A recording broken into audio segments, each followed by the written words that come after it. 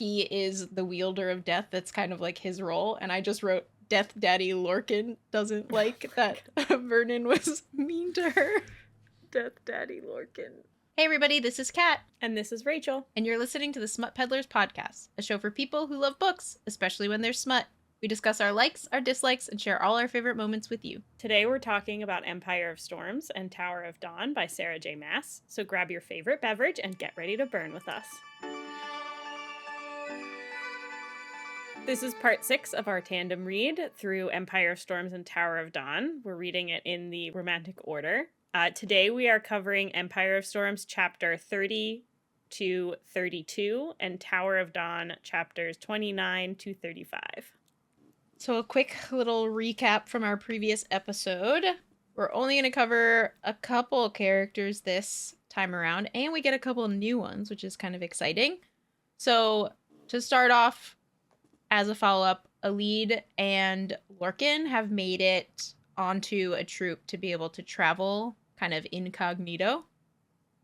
Nesryn and Sartaq have left to go fly to a Ruhkin camp in the mountains. And then Aedion, Lysandra, and Aelin have made it to Skulls Bay and met up with Rowan and Dorian, and now they're trying to get Rolfe on their side. The cadre are also there. They're kind of figuring out if they're going to work with them as well. And then we also know that Gavriel knows about Aedion being his son. However, Aelin is not gonna be like, hey, yes, here's your son. She's like, nah, I don't control him. Sorry. He can make his own decisions. Which I love her for. We don't get any Manon this episode. So, in the back of our minds, we're going to be thinking about how she's, like, dying in the middle of the woods. But we don't know anything about it. So, you know, that's thoughts fun. Thoughts and prayers. Yes. We're just... She's with Abraxos. And that is the only little bit of hope that we have, is that she's with Abraxos. And he will not let anything bad happen to her. Abraxos will make sure that everything's fine. Yes. We trust. We trust. In Abraxos, we trust. In Abraxos, we trust. Our little garden boy. Yes. So, like I said, there are a couple new characters in this section that we get introduced to. They are two specific characters that aren't necessarily related to Sartaq, but we meet them once we get to the Ruhkin camp. That's Borte. And I listened to the audiobook too, specifically for this, but my brain mixes up all these letters. Hullen? That sounds right. But I listened to the audiobook again today, and I was like, I don't remember. I think Hullen's correct. But they call her Ej. Ej? How do they freaking pronounce the EJ? It's EJ. It's literally just an EJ. E and a J, but they don't... Edge. I think it's Edge. Yeah. They call her Edge, which is like... Yeah. So, the people in his, like, Ruhkin camp are considered, like, hearth relatives, and so Borte is his hearth sister, and then Edge, that doesn't sound right. It's right. Is his hearth mother. We also get reintroduced to a character that we met in a different book, and that's Falcon. And he was one of the merchants. He was the merchant with the spider silk. If you remember back to him interacting with, I believe, Aelin when she was Selena. Maybe. I don't remember him actually saying his name. They didn't say his name. But he is the same guy, because it's the same dude that was like, they took my life. Took years of my life. Yeah, 20 years of his life. But from right now. Yeah, I believe it was Assassin's Blade. It was when she got the spider silk that then later got put into her and Sam's uniform. Their assassin uniform. So, we get another character from another book. I kind of like the little, like, characters it's the coming reason in. that Assassin's Blade, it's one of the reasons that I still think that reading Assassin's Blade before... like everything really starts kicking off is fun, because they're good stories even pre like getting into it, And then as you're reading, you're like, oh, wait, I know this person already. I remember them from like X, Y, and Z, book or section. It's cool. I love it. Yeah, the second it started describing him, I went, wait a minute. I know him. Why do I know him? Why do I know this description? And then they said he described himself as a merchant, and I went, this fucking guy. It's the spider He's guy. Back. He's the spider guy. So, like I said, Elide and Lorcan have made it with the troupe. So they've been traveling approximately 2 weeks with them. During this time, Elide is miserable. She's very unhappy being with this group. They're kind of taking advantage of her a lot. She had mentioned at some point that she had done a lot of like householdy type tasks, and she had mentioned that she worked not necessarily as like a maid, but like in like a cleaning type role at some point. And so they pretty much make her their cleanup girl.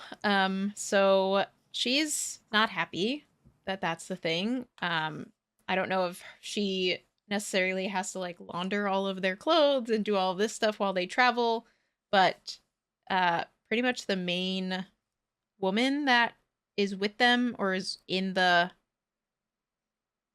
group, I think it's no, Umbriel is one of the guys. Can't think of the woman's name. Oh, Molly. She pretty much is like suspicious of Elide, which is fair. Like they have pretty much not been truthful this entire time. She also isn't going by her actual name. She's going by her mother's name. So, for them to be suspicious, I don't really blame them because Elide and Lorcan are definitely lying to them. But yeah, she is constantly needing to be on alert because Molly makes her like clean up after every meal and like kind of do all the dishes and do all of like the cleaning and stuff. Yeah. Which kind of sucks. So Elide is annoyed, kind of miserable in this scenario. During this time, too, like her and Lorcan don't really talk a lot, which is not great for their husband-wife persona that they're trying to put on. They only talk when it's like Lorcan discussing, like making her describe stuff to him about Morath. Yeah. And they do it like when they're off collecting wood, so or like they don't talk like in front of everyone else, but they'll like sneak away to go collect firewood together because they don't end up talking a lot because they don't have anything to talk about other than the stuff outside of Morath. Yeah. So they don't talk a lot within the troupe. So then to make up for it, they do this stupid shit where they like are like, oh, we're gonna go sneak off into the woods and go collect firewood for the group, and the group's like, yeah, okay, whatever. And then it like doubles as they can go somewhere private to talk about Morath, and then also everyone else thinks that they're, out getting something in the middle of the woods. Yes. But instead, Lorcan's just getting information, and Elide's annoyed. Yes.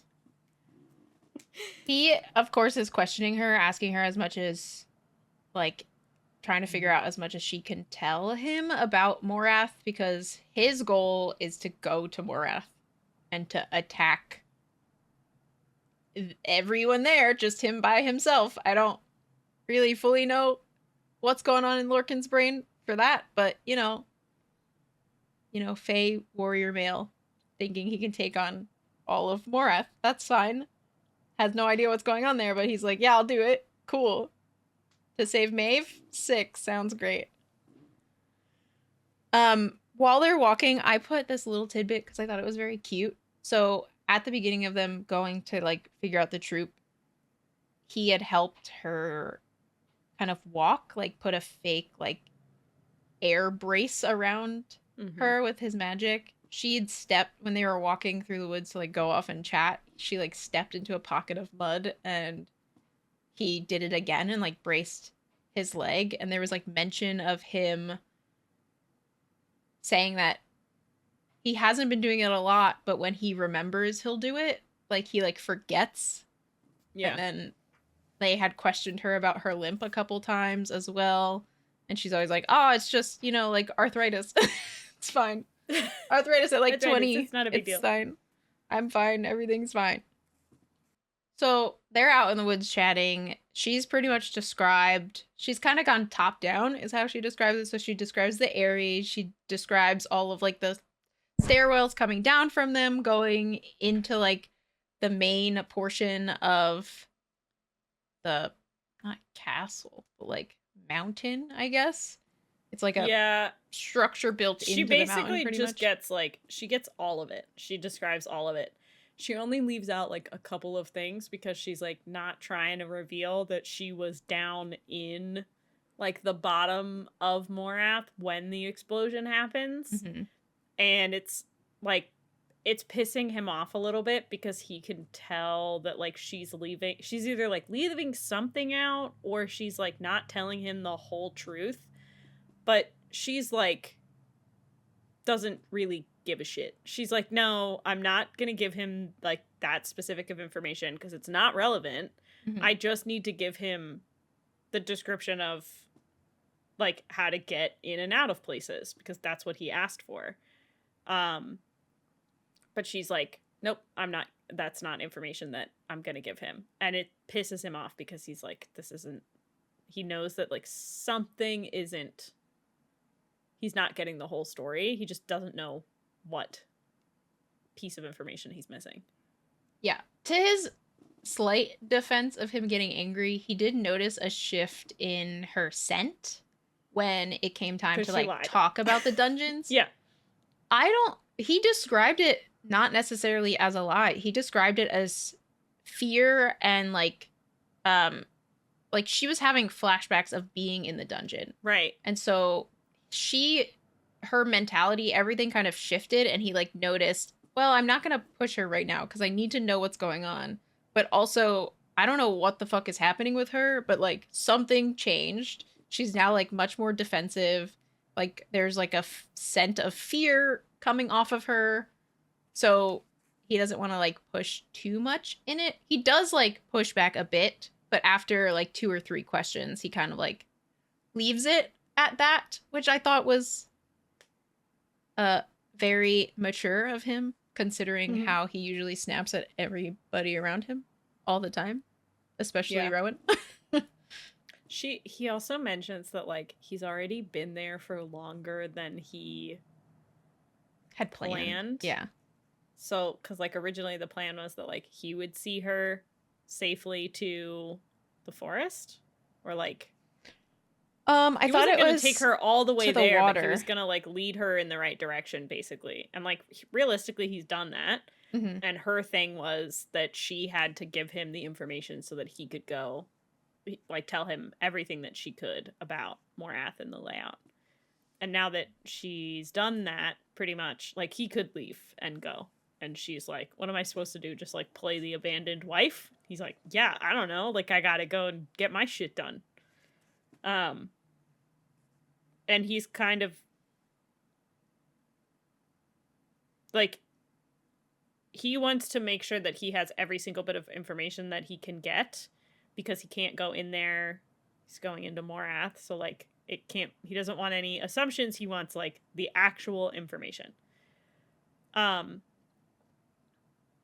I think that this is like the first time where they're like more verbalizing that they're getting attached to each other, because Lorcan brings up like, I could have left by now, and in my head I'm just like, yeah, why haven't you, bud? Like, why? What are we doing? Are you really gonna get that much more information out of her? You could just go and like go to Morath. Like, you got enough. Like, he's Lorcan. He's like so powerful and so impressive that like he can't get by with the information that he's got. I don't believe that. That's bullshit. He doesn't actually want to leave. It's true. And Elide doesn't want to be abandoned by another person in her life. And also I think that she obviously feels more safe with him than like if she's just by herself. And, you know, the fact that he braces her ankle every once in a while is fucking nice. Like, that's great. I wouldn't want to lose out on that if I did or did not like the person that I was stuck with. I'd be like, fuck, that shit hurts. So while they're having their conversations in the woods, Lorcan also asks her about why she's going to the queen. Like, brings up Aelin specifically. And Elide, like, in that conversation is basically just, like, clocks it and is like, you know her. You know who the queen is. And she gets the information from him. Lorcan finally deigns to be helpful and give her information that's relevant to her fucking life. And tells him that Celaena Sardathian is in the queen's service. Your two paths are one. Find one and you'll find the other. Which is an ass backwards way of telling saying her. Yeah. I actually think it's weird to me that he doesn't just tell her that it's the same person, because I don't really totally understand Lorcan's want to protect that part of her identity. He doesn't. It seemed like strange to me. Maybe it was more that he wanted to keep that information to himself so that he had more information to give her later.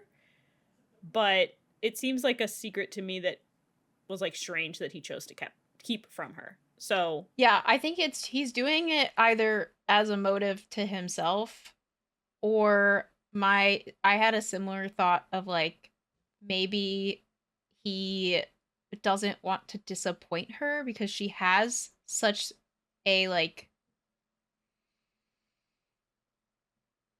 not openness, but she has this like very picturesque version of Aelin in her mind, and is like very positive outwardly in this idea that Aelin is going to like save everyone, that she also knows that Celaena is an assassin. So I think he's like, there's this other idea of like maybe keeping them as separate beings so that it doesn't persuade her not to go.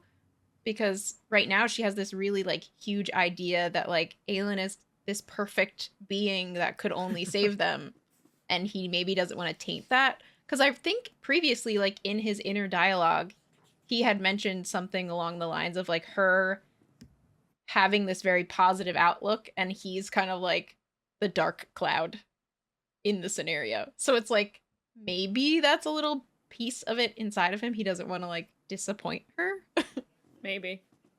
I think this is a nice way to like tell her without telling her, if he's gonna have to do it. I'm just happy that she's not gonna be like fucking stumbling around trying to find the two people. Yeah. Separately and like get led in the wrong direction. Like she knows that she's looking for the same thing. So if she hears information about Aelin, she can just follow that. Yeah. If she hears information about Celaena, she can follow that. She doesn't have to like try to figure out where to go. One or the other. Yeah. Yeah. I agree. Part of their ruse is that they're collecting wood. So they like in this time are breaking sticks, whatever, carrying stuff back. And Elide is like, okay, I'm done with this conversation. I'm not giving you any more information about these dungeons. Like you're gonna have to wait until I'm ready. Which I think is hilarious because he like gets in her face and like gets angry about her not telling him. And then all of a sudden, because she has the stone, it like thrums and he's like, what are you? She's like, none of your business. I'm just a girl. I'm just a girl. Don't worry about it. I'm just a girl. I'm just a girl. Please. And she puts on her like, of course, so Manon front. And she's like, I'm just too tired to like tell you this information. I'm just gonna we're gonna go back now, and picks up her logs and is like, okay, see you later, bye. And he's like, the fuck if you are. What is happening? He's like, huh? You will tell me exactly what you know. She almost sighed, but he added, once you are better. Because it's like, in my mind, when he said that, I thought, does he think she's on her period? Like, what the fuck does he think is occurring currently that she needs to heal from? Lorcan does not know what the fuck is going on. It's so funny to me. I don't even know if he's smart enough to make the connection of maybe she's on her period.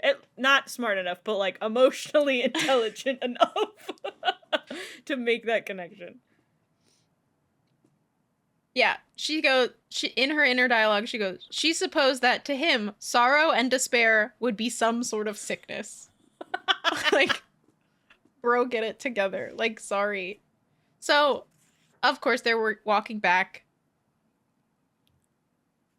And this is when they find out that it's dry enough, and their companions have figured out that they actually can set up tents tonight, because previously they were just kind of like, this whole time they were traveling, Lorcan and Elide didn't have to sleep next to each other, which was also helpful for their ruse of being husband and wife, because, like, they're not actually husband and wife, and they also kind of don't like each other a little bit. So, Yep. They had been, dispersed wherever they could find something dry. I think all the women were sleeping in the carriages, and the men just, like, found wherever they could. I think it described Lorcan, like, slept near a, like, cave outcropping at some point. Like, I don't know. But they were just figuring it out. And so Molly mentioned, oh, hey, that's your tent over there for the two of you. And Lorcan looks at it as like, Elide might be able to fit in that, but I'm a large person. So we are going to be way too close for comfort for two people who aren't actually married and kind of don't like each other, which is wonderful. Elide in that moment wished that it would rain because she didn't want to sleep next to Lorcan. This is also the part that I didn't really totally understand, because they describe the tent as being really small, but then they immediately are like, oh, but it's big enough to take a bath in. And I'm like, I can't put those two things together in my brain. I first pictured, when he describes it as small, I was like, this is a two-person backpacking tent. A two-person backpacking tent, exactly! And then literally the next thing is like, oh, do you want to take a bath in the tent? And I'm like, wait, what the fuck? We've gone in a different direction. Yeah. How big is the tent? He says, he describes her walking through the entrance of the tent, and then he goes in behind her and his shoulders, like, brush the edge. And I was like, he described her as, like, standing upright. And I was like, okay, so the tent's bigger than a two-person tent. Lorcan's only, like, described as, like, 6'5", so, like, it's like one of those things bigger than Jared. You can put the queen mattress in there. Yeah. Like, you can put in a queen mattress, and you can stand up in it, but, like, you can't do much of anything else. But I was so on the same page when it was like, the two of them aren't gonna fit in there comfortably. I'm like, two-person backpacking tent. Yeah. And then I was like, oh no, we're talking a little bit bigger than a two-person so bigger, tent. Like, cool. Maybe a 5-person tent? Because, like, I'm thinking, like, if you're looking at the box description of a 5-person tent, that would comfortably fit Jared and I. Yeah, because I'm thinking, like, a 5-person tent doesn't fit five small people, 5 children. 5 small children. Yeah. Us. Me and you, and 3 other of me and yous would fit in a tent. You, Emily, Allie. The 4 of us could fit in a 5-person tent. Yeah, and Leah. We could fit Leah. The 5 small people that we know. And we just all lay there reading books. Yes. And don't move because our shoulders are stuck in like this. We'd have to, like... We just all attach our Kindles. Just all attach our Kindles to the roof of the tent. Yeah. With all of our clickers. Cool, great. So we had a crisis on what this tent was going to look like. Yeah. This is the point, too, where Lorcan is talking about him scenting her hopelessness, and so he didn't really know what triggered it. Obviously, if he was smart enough or used his man brain to figure out that obviously talking about the dungeons caused her to be hopeless feeling. So maybe it has something to do with the fucking dungeons that you keep trying to get her to talk about that she doesn't necessarily want to talk about right this second. I have such a problem also with the, like, he could scent her hopelessness. It's like, okay, so hopelessness we've got, but man can't understand sadness and depression as a thing that needs to be, well, we'll just talk when you feel better. Like, yeah. Because you're clearly sick right now, because you're sad. The emotional intelligence is at a 0. This man's been around for 500 years, practically. Yeah. You'd think you'd learn something about it in that. But he's also been 500 years, like, at Maeve's side, who also has emotional intelligence of, like, a toothpick, so. Yeah, true. Well, she has the empathy of a toothpick. I actually think she has a little bit more emotional intelligence, because she's very manipulative, so. She knows how to get under your skin. Yeah. Lorcan just is that way. He's not even trying. He just does it naturally.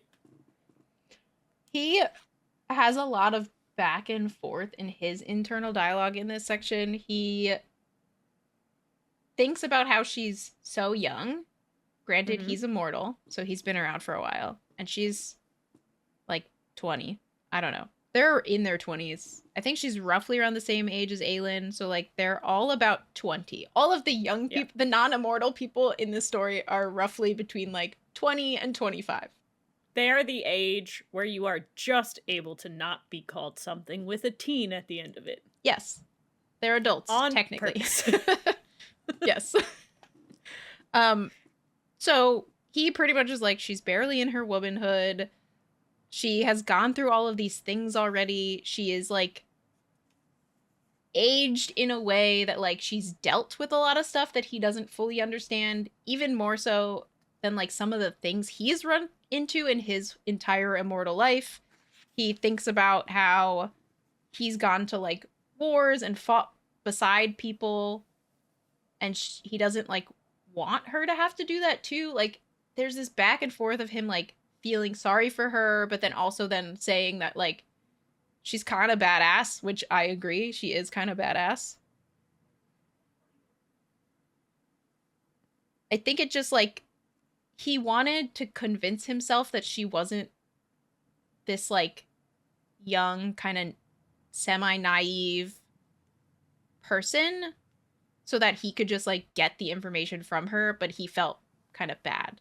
So then he, like, full pivots.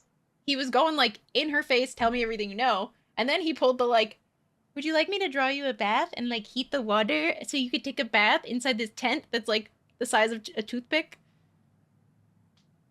He also asked her about her ankle. Like, he asked a bunch of questions to try to figure this out. Of course, to take a bath, you have to get naked. And he's like, I'll stand outside and, like, keep watch. And she's like, it's just a human body. Like, it's just another body. Who cares? Which I thought was kind of funny. And then she's also like, kind of get out so I could take a bath. Where you're like, wait, what, Elide? You're cool with him being there? And then you're not cool with him being there? I'm confused. She originally is like, she says something to the effect of, like, you're like, I don't have any other clothes to wear. So, like, when I get in the bath, I'm not going to have anything else to wear. And then she also is like, you also are, like, gross and stinky. And, like, you should also get your clothes washed because you're not coming back in this tent when I'm clean. If you are not also clean, otherwise you can just stay outside. So he, like, takes her clothes and, like, gets her stuff, stands outside, and then he's like, okay, well, I have to stand guard, but I also need to figure out how to get these clothes cleaned. And, like, everyone's busy and out doing other things, so he just washes them himself because he couldn't find anyone else to do it. Yeah. Which I loved. And he also brings her dinner. He brings her dinner, and then while, like, going through all of this, he thinks back about Rowan and Aelin. Which is such an interesting comparison to draw. Lorcan, I wonder why you thought about that. And the thing that he thinks about is that Rowan was destroyed by love, basically. That love had broken a perfect killing tool. Yes. Because Rowan used to be, like, really hard and very, like, clinical. And well, yeah, he lost his mate. So before she goes to take a bath, she, of course, sasses him because this is what we do. And she goes, you said you'd stand watch. I thought you meant outside. And then he, of course, snorts and says, enjoy yourself. And that's when he kind of goes off and cleans up and does all this stuff. I wrote in my notes, insert enemies with one tent trope. I thought that was funny because they're together. It's the one bed trope, but in a tent. When he's waiting outside, so he kind of, like, lingers for a little bit because obviously she has to take her clothes off and then give it to him for him to go wash them. He hears kind of her touch the water, but then, like, there's, like, rustling and, like, other things happening. He can tell, like, because he is a fae and has fae hearing, he can tell the difference between her taking her clothes off and then her messing with like the bedroll and then messing with something else. And he notices that she hid something under the bed, like under the little like mattress cot thing that they have. And then he hears her feet like shuffle over to it, shuffle back towards the water, take all her like her clothes, kind of bunch up, and then her hand comes out of the tent. Is like, here's my dirty clothes. Thank you. Please deal with this. And so he knows that she's hiding something, but doesn't know what. Doesn't know what she was carrying with her that is worth hiding. I think that is important for us to note because he knows she's hiding something. We know it's the stone. Yeah. He has no idea what it is. I think it's important. I'm kind of scared that he's going to just dig around and find it. Fingers crossed he doesn't think anything of it. He's just like, maybe it's her unmentionables and she's scared to show me or something. Because it is one of the things that he's looking for is the problem. Mm-hmm. Yeah. But he doesn't know. And it's one of the things that he senses. Like, it's why he asks, like, what are you? Because he senses something off about her. And it is, like, it's going to be part her because we know that she's got a bunch of, you know, different bloodlines going around in her blood. Mm-hmm. But really the power itself probably came from the word stone that she had on her possession. And then now it's just, like, in the tent, kind of abandoned. When he comes back, he brings her food. Yeah. Like we talked about, he washed her clothes himself because people were busy. The person that was going to do it, or he was going to ask to do it, was busy cooking. And so he waited, got food, and he brought it back to her. And she makes a note of him bringing her a meal, which I also thought was, like, very sweet. Yeah. And he, of course, tries to, like, brush it off of, like, I didn't think you want to go sit out by the fire wrapped in a sheet, like, naked and in a sheet. And she was like, yeah, I guess that's true. And in this, because he did something nice, and I think it worked in his favor, because she started kind of talking to him again and giving him a little bit more information about her. She mentioned that her uncle is a commander that works under Erewhon in Morath. I don't know if she specifically calls out Erewhon, but he is a commander at Morath. She just says he's a commander in Morath. She then mentions that her uncle is who locked her in the dungeon, and that's kind of why she had the reaction to them talking about it. She starts telling him about it as a warning. Yeah. Because he's going to go there. And she's like, his name is Vernon. He's clever. He's very cruel. And if he catches you, like, it's not going to be good if he catches you. He has no morals. He's, like, trapped me for ages and ages. And the first thing that he says to her is, do you want me to kill him? And I'm like, yes! Her response is, would there be a cost? Which is not a terrible question to ask. So, I loved that. Mm-hmm. I also like that he noted that it was very smart and cunning of her to ask, but then he says, no, why did he lock you in the dungeon? It's so good. She tells him that it's basically because she was there to, like, be bred. Mm-hmm. With the Volg, that, like, he wasn't successful with her, but he was successful with others. And that basically she was going to be, like, the next step in basically breeding, like, a more powerful Volg prince, like, or whatever they were doing. Volg crossover, because she technically has Fae bloodline from her, like, Aelin side of things, I think. Yeah. She gives him a little bit more information about the explosion. She was like, it wasn't an accident. And he asks, like, if she did it. And she basically says, I will not tell you who did it. But no, it wasn't an accident. And she's like, I can't tell you without risking, like, people's lives. And he takes that and is like, okay, fine. That's the one thing that Lorcan is good about. Anytime that someone mentions that, like, if I tell you this, someone else could die in turn of it. Like there was also a Yeah. point where like Rowan and Lorcan were having a conversation. It was something similar, and Rowan like pulled the same card, and Lorcan just said, "Okay, got it." It's like the I one thing think he doesn't take I for think he granted. knows when it's like he's not gonna press. He's not gonna win if he presses too hard on Hmm. some of that stuff, and with Rowan especially. And I think he has enough respect for Elide, and he knows enough about her character and morality to know that she's not. She'd rather just die than like risk someone else's life. So he's like, I know that I'm not really gonna get anywhere, so I'm just not gonna push on it. Um, she let slip a little bit more than she meant to when telling him all of the stuff about her uncle. She mentions that she was chained. Yeah, for a long time that her feet were chained together, Yeah. Uh, and he notices and all that the he had done markings that, now. like, that wasn't when she was at Morath. That it was, like, way before that it had been happening, like, basically alludes that it had been happening for, like, a really long time. Yeah, when she was a child. And rather than explain anymore, because Lorcan kind of asks, she says, when you kill my uncle, you can ask him yourself. I'm like, yes. I cannot wait for him to die. It's going to be great. When they start this conversation, I don't it's care who does noted it. too that like everything around them in the outside, like outside of the tent, goes silent.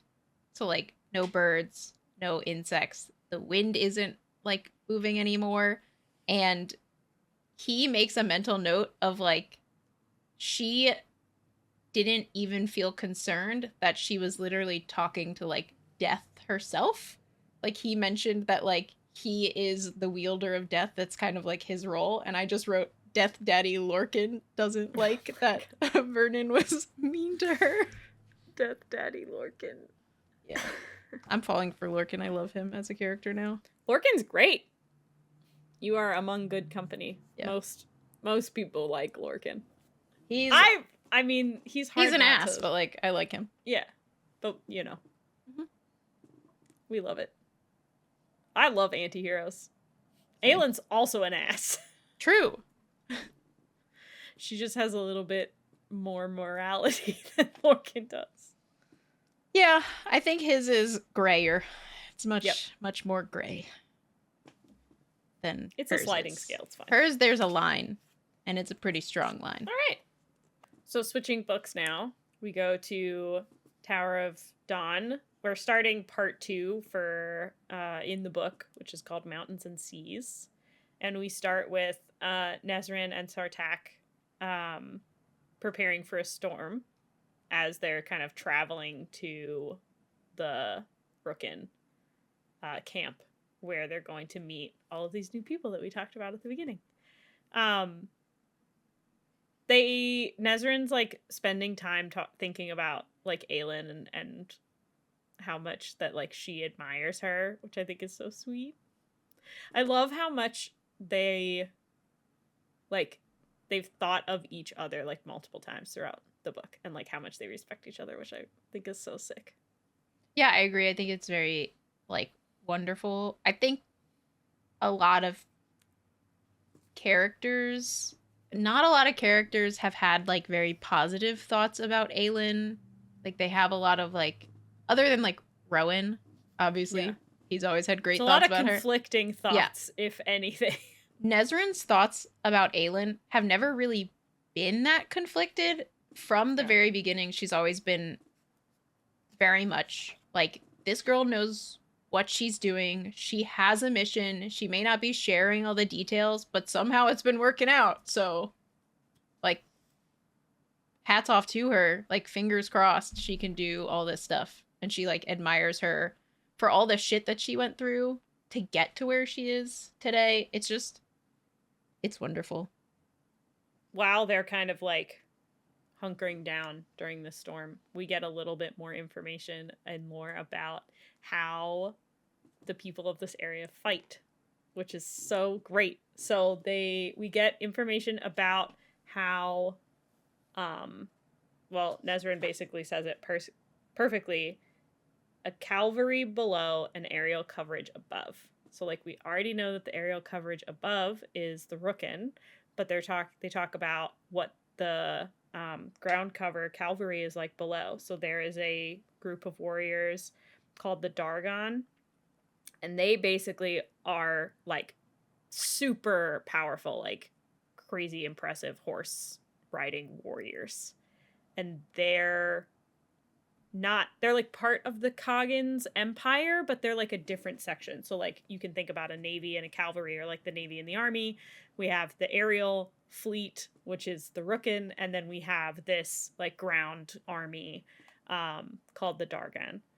And Sartaq is like giving her a bunch of information about like how they communicate and how they worked with each other and like what their techniques are like. We kind of get a little bit of like foreshadowing of maybe Nesryn has some information that she can learn and some techniques that she can learn from these. She already was like very interested in learning about the techniques from the writers and how they fight, which Kale's also getting like information about how they fight in this area of the world. But now we have like another section of, you know, people that fight in a different way, and we get more of that knowledge. And I just need them all to share all of their information, yes, so that we please. can have yep, because everyone can be super good at fighting, because we need everyone for this whole next book that we have to read, please. Yeah, he also describes that the Ruhkin and the Dargans were like one in the same at one point in time. Like Yeah. everyone that trained on the horses prior to them having the rooks, that's just how everyone was raised within his like family system. And like just that's how the Coggins were raised. Like every kid was put on a horse to like start riding. And then once the rooks came in and like they formed a secondary group of this kind of aerial force, all of the children were then put on birds as like very young kids to just figure it out. It's like, here you go. This is how you're going to learn at like, 4 years old. He prods her a little bit too about like the politics of why she hasn't been like why she didn't get promoted faster. And she's basically like, well, Otterlin, shit's run by men, okay? And they don't do women in the armed forces at all, okay? I'm an anomaly. The fact that I've gotten anywhere is just impressive, I guess. Because they don't care. Like, the women, men, everyone. I mean, we talked about them a little bit in the beginning. It's a hearth mother, okay? And he's got a hearth sister who is within that group. His hearth sister is like ranked almost higher than he is, or on the same level than he is, and he's a prince. They don't care. Gender's not a thing. Yeah, I think she's considered higher just because if the hearth mother dies, his hearth sister becomes right. She's head. She's next in line. Yeah, and he's just kind of like a commander, a captain in their little forces. They bring this up over and over again, and Sartaq is really the one that brings it up over and over of like, hey, like, why don't you guys get to just fight? Like, it's not a thing over here. And she's like, no, that's not the way things work. And nope, that's not how that works. Yep. So, love pointing out the dichotomy. But I also still get really concerned because, like, this place is too perfect. It's too nice. There are a lot of parts about it that are very idealistic, and like obviously we get the bits and pieces as the reader of the things that aren't. So like Nesryn doesn't really have that same, like, she questions it a little. Obviously she's questioned it about like the siblings and like you guys all like talk to each other and get along, but there's this like secret thing in the background of like one day you're all gonna have to fight for the role of the Coggin. And so like in the back of her mind there's always this thing, but like Kale doesn't think that way, but then Irene is thinking that way too. Like there's all these like, we get this picture perfect place, and then there's our two female main characters in Tower of Dawn are questioning all of these people, being like, hey, wait a minute, but like y'all are at some point gonna not be happy with each other and try to fight to the death. And that's kind of weird. Yeah. So that's the other part, too, about the Dargon is their Caution's territory. So Caution basically has the ground forces. Sartaq has the aerial forces. And this is where we get into that point of, like, are we all going to be able to fight together if the Coggin dies and then there's a power struggle? It's going to be the aerial versus the cavalry. Mm-hmm. Are they gonna be friendly enough for the time, like in the face of war, or are they gonna turn on each other while also having to deal with the Volk and Morath and all of that fun stuff? When they were talking about kind of all of this, how Sartaq was questioning why she wasn't a higher rank, she was thinking kind of Aederlin and like how she was kind of judged even as like when she was a young kid for not being this like normal, just Aederlinian child. She was like a child of color. Like she had a different kind of ethnic background than like those around her. So she was teased and like made fun of for like being a little bit darker or being whatever she was comparatively. And so she wondered if when she got to this like Ruhkin camp, if they also were going to be just like the Aederlinians and were going to judge her. What I liked is that when they actually did get there, they pretty much said like, welcome home to her as well, which was just like, so my heart, please. It's so cute. She finally like, because that's how they were in Antica. She had the same feeling when she went to Antica too, of like, she's obviously going to feel fine with her family. But like, even when she talked, I think to Irene, and she said like, oh, I am like, my family is from here. Even Irene said, well, welcome home. Like, this is your home too. And I was just like, this is so great.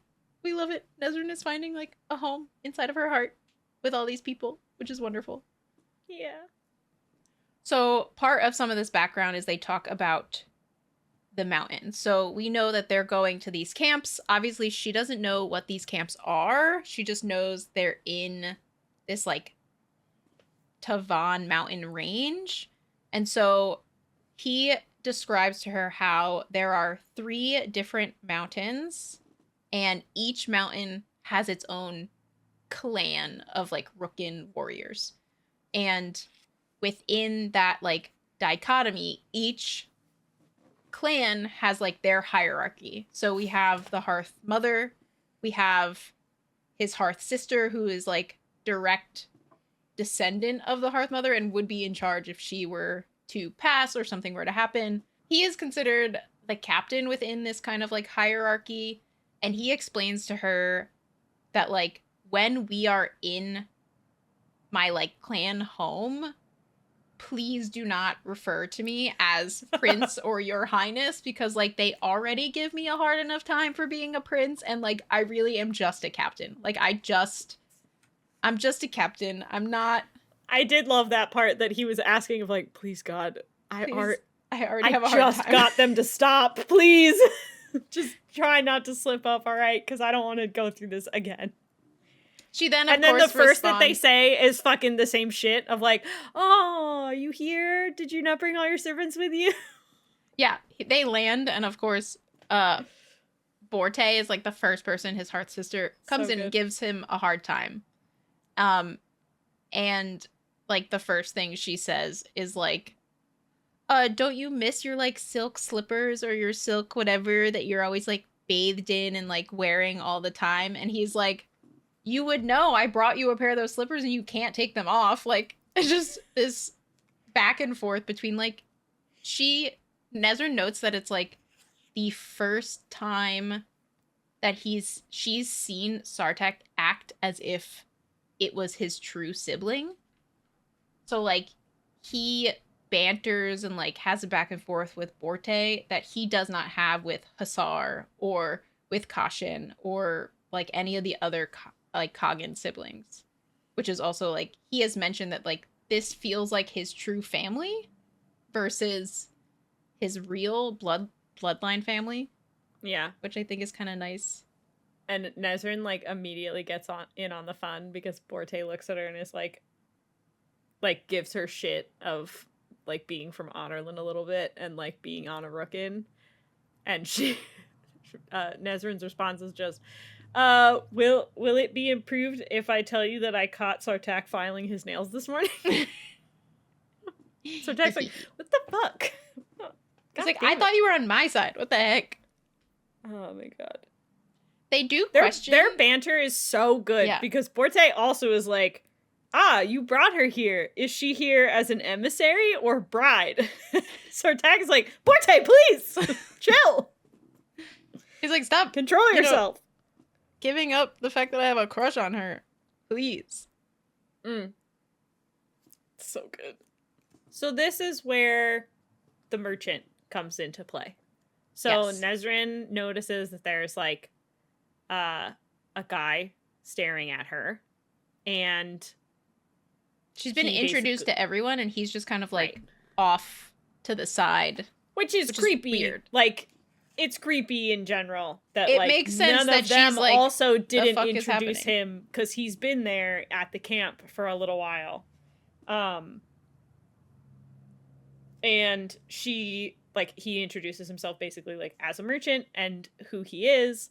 And Nesryn's immediately like, give me all of the information you have. Like, what news do you have? Did you come from there recently? Like, what's going on?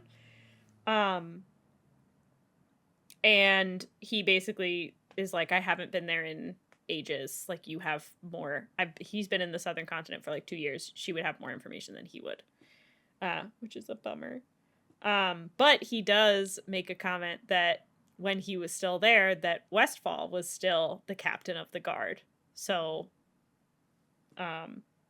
he asks, are you his replacement? And she reveals, like, Lord Westfall is now the hand of King Dorian, and that she is now the captain of the guard.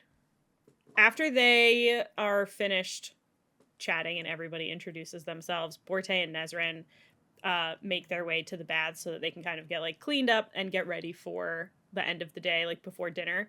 So their conversation is very cute because they, like, chat back and forth about, like, just some general stuff and some more specific kind of strategic stuff. But she points out a couple of times that, like, God, you're just like Sartaq in, like, the way that you think and talk about things. Like, she says something in, like, well, they talk about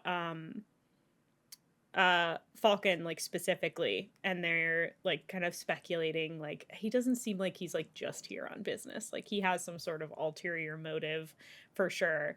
And Nesryn says something like, you know, well, I've learned not to trust what men say. She's like, you're just like Sartaq. What the hell? This is weird. And this is another one where we get, like, Borte welcoming her home. She says, you grew up in Otterland, didn't you? And Nesryn said, yes, I was born and raised in Riffhole, though my father's family comes from Antica. And Borte says, then welcome home. And it's so sweet and lovely. So they, like, get done at the baths. They go and they, like, have dinner, and Sartaq and Nesryn kind of, like, meet up again, and Sartaq lets her know that, like, hey, so the Hearth Mother is not here, unfortunately. And Nesryn's, like, pissed because they came all the way out here to, like, talk to her specifically and are, like, there to find her. So now they kind of have to wait around until she shows up again. So he's like, well, since she's not around, like, I could give you a tour and, like, show you around and stuff. And they had, like, she, like, agrees and is like, sure, yeah, like, let's do that. And, like, they had prepared all of her, like, stuff in the room for her. She's like, how did they know that, like, I was coming? And he said, I sent word a day before that you were likely to join me. If you remember, she only agreed an hour before he was leaving, and he just assumed, yeah, she's gonna come with me. Even though I don't actually know, and haven't asked her yet. Mm-hmm. You little shit. Nah, she'll just come with me. It'll be fine. It's so cute. I love it. Yeah. He says to her, I told you that I was praying you'd join me, Nesryn Flique. If I'd shown up empty-handed, Borte would have never let me hear the end of it. The next day, Sartaq promised that he'd take Nesryn on a tour, kind of show her around. They took, of course, first they had to take Kadar out because she needed to eat. So they took her out to breakfast, aka they just flew somewhere and she ate random things that they found along the way. This is where they kind of have a bit more discussion of the mountain range, kind of the clans that are there, who is where, and what all these like peaks mean. They talk a bit more about Erewhon. Like there's a lot of other like lore that gets unpacked during these rides. One big thing that stood out to me in this conversation was Sartaq gives a bit more information to Nesryn about how the Kagan came to be and like how they conquered the continent to begin with. And it really has to do with the way that they trained on the horses. Because I believe, and maybe I'm... No, I think at the time, before they came to power, it was just the like... God, I can't remember what they're called, but the like land cavalry. Dargon warriors. The Dargon warriors. It was just them. And they pretty much trained different than anyone else around them. They like trained in the desert and they trained in like these very cold climates. And like they did all of these things that gave them kind of a leg up on those that they faced, because all the ones that they faced pretty much just fought like hand-to-hand combat, and they had horses and they had like all of these other things, so they were able to like take over this continent. They then talked about, like I said, they talked about the mountains, like the mountain range. So I alluded to it earlier. Each clan is in its own like mountain peak. So the Recall is the mountain where his like Sartaq's clan is in, and that mountain is considered the Whisperer. Then there are two twin mountain peaks, which is the Dorgos and the Eric. That one is considered, those are considered the Lilters. And then there is another peak, which is the Torque, which is considered the Roarer. And this all has to do with like the wind and how it hits them, which is kind of cool. Each peak has its own like clan kind of within it, and they describe their clans like home as being built in. So like I think of it similar to the House of Wind in Akatar, where it's like really built into like there is the like structure itself, and then kind of underneath it you can go like deeper into the mountain, which is kind of cool.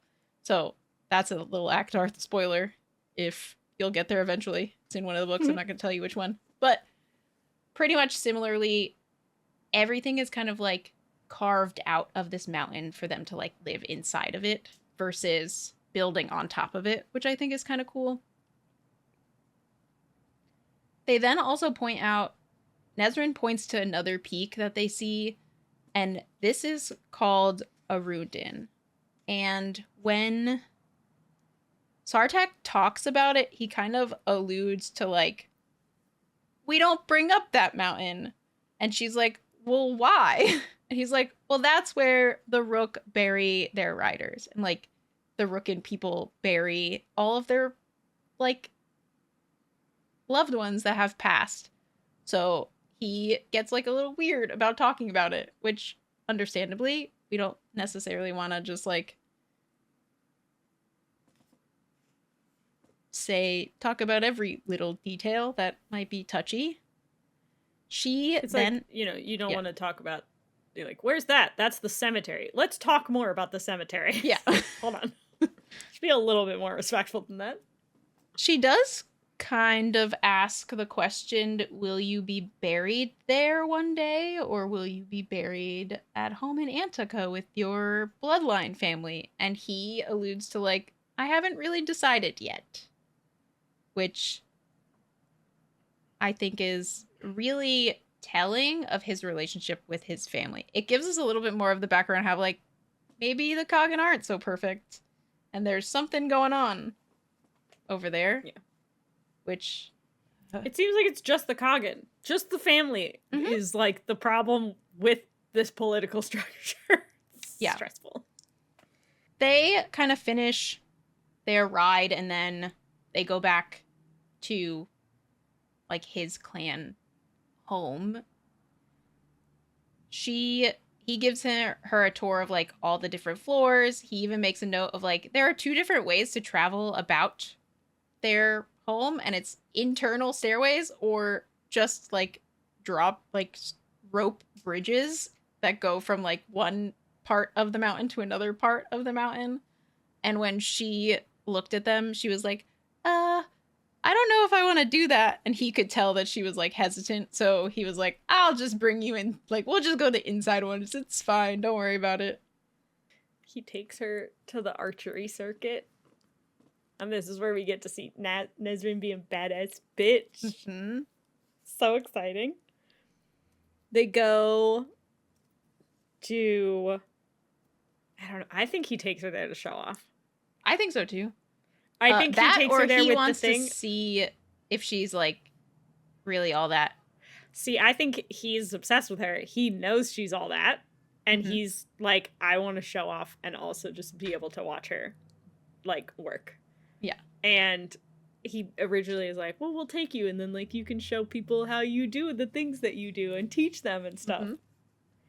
This girl goes up there and she shoots 3.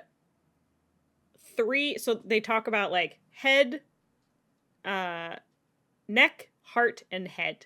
So, like, when you're shooting, you want to hit one of those things. Yeah. Borte pretty much, like, challenges her, because she's also heard of Nesryn, obviously, because her brother can't stop talking about her and couldn't stop talking to her previous to her being here. So she pretty much says, like, oh, you think you're all that? Then hit the head, the neck, and, like, head, throat, heart situation. Like, that's what I want you to do. Just go boom, boom, boom. All 3. Go ahead. There's, like, 3 dummies that are lined up. So she, like, shoots 3 times, and then shoots 3 times again, and then shoots 3 times again. And she hits all 3 of the dummies without, like, an inch of difference. Neck, heart, head, neck, heart, head, neck, heart, head. And, like, so fast. Borte's only response is just... Borte elbows past Sartaq and breathed into Nesryn, show me! Show me right now, please. Yes. I like that she writes in there that Borte elbows past him. It's like, get out of my way. You need to teach me how to do that right now. I thought it was so great. Everyone that was training had stopped what they were doing to watch Nesryn do this also. Like, so good. She just is so... she's such a badass. She just can do that, first of all. And I think it's great that, like, in this moment, so cool. Borte at the very beginning was giving off kind of this vibe of like, I am, like, the best there is, but, like, in this moment when there's another person she can learn from, she really is, like, probably one of the best, because she was very open to be like, you are better than me at this thing. Please show me exactly how you did that, because I want to be that good. Which I was just like, yes, so good. We love it. So she did. She showed them.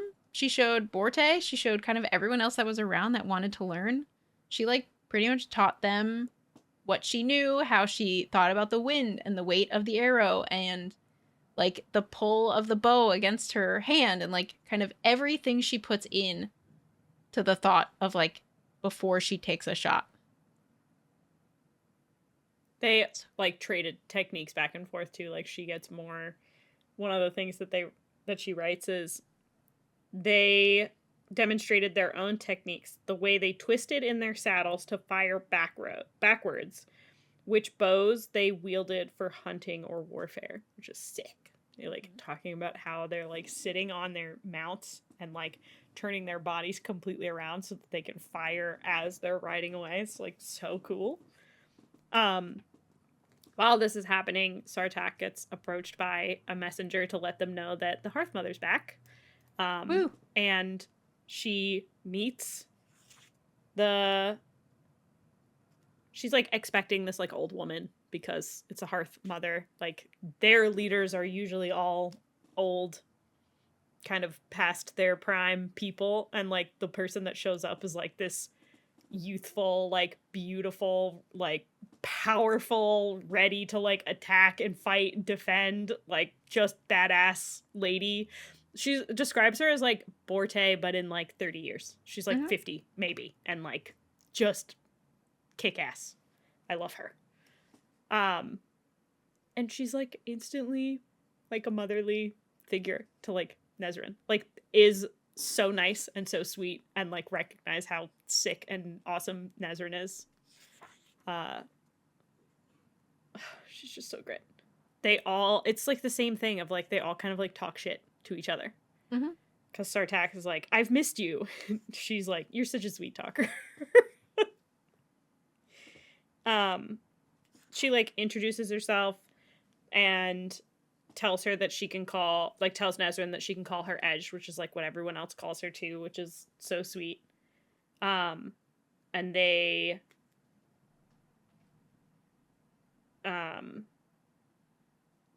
want to speak with her like alone and like give her the update and the information without the merchant being there, because Falcon is also like basically like within earshot and is like around, and Sartaq and Nesryn like both don't really trust him at the moment. So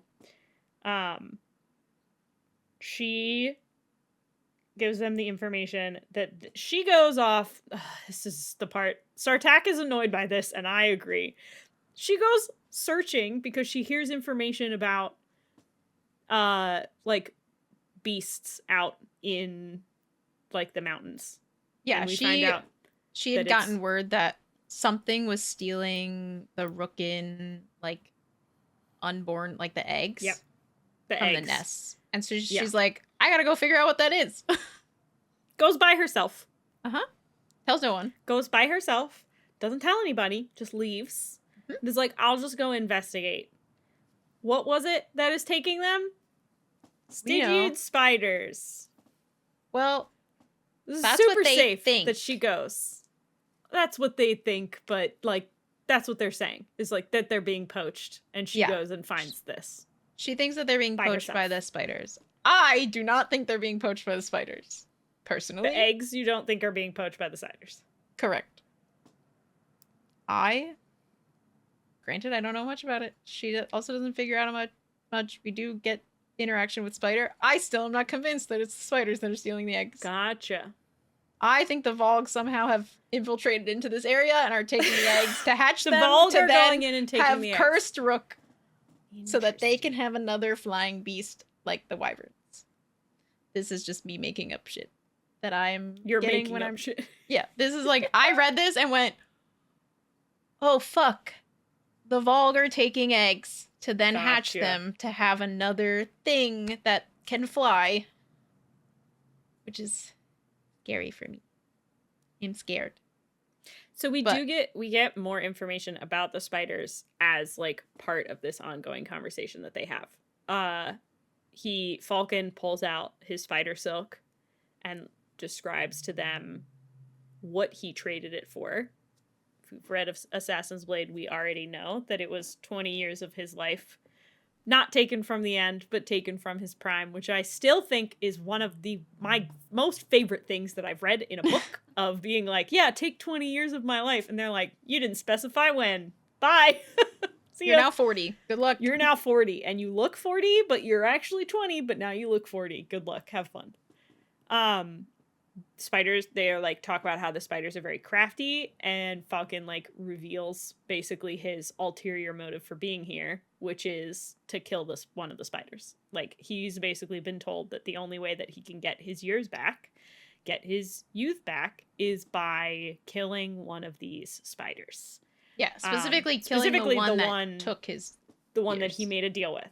Yeah. So this was the same goal that he had when he met Selena and Aelin back in Assassin's Blade, and she was like, when I get back here, I'll help you.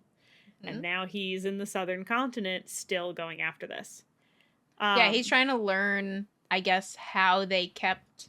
So their territory is adjacent to where these, like, spiders kind of live, and it's a different set. So, like, we have a northern set of spiders, and then we have the southern set of spiders. And so his idea was, like, if I come here, I can learn how to take one out. Like, I can learn how to kill them, because clearly these two groups have lived kind of near each other, but, like, they're a threat to the spiders because the spiders aren't pushing in, and the spiders are a threat to them. They're like, yeah, you can just live there, it's fine, kind of thing. So he's like, how do I... You guys tell me how you kill them so I can kill them? Exactly. Or just tell me, like, you know, what their weaknesses are, because you probably have way more information than I do. Yeah. So Sartaq gets tasked with protecting, like, going to find the spiders and telling them, like, stop messing with the eggs, like, back off.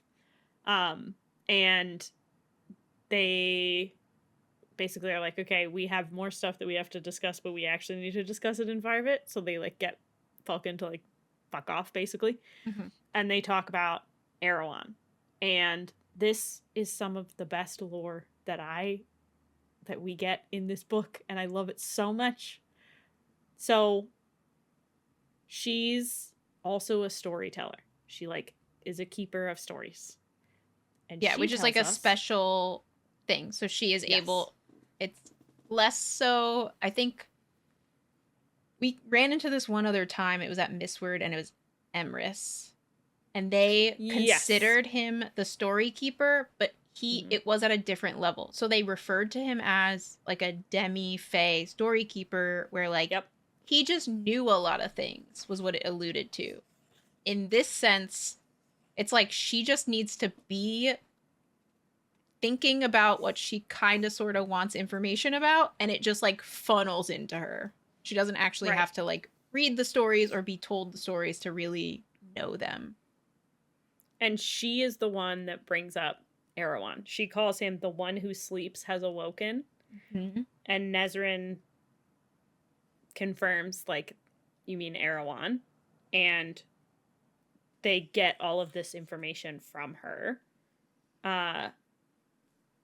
Part of it being that the Stygian spiders came through the gates with the Volk. Yes. They say in this that, like, the spiders are Volk. I think, though, that when they talk about the spiders are Volk, they're just talking about, like, Volk are the things that came through the gates, like, the bad things that came through the gates. They, to me, are, like, still two different things of, like, there's the Volk, who are, like, the demon princes and, like, similar to what Erewhon is. And then there's the Stygian spiders, who also came from, like, the same place, but they feel different in my brain. So I will remind you that when they just feel different. Our favorite witch met up to get spider silk for Abraxos. Yeah. The spider that she interacted with, who happened to be the same one that Falk interacted with in the north, or similar, called her sister.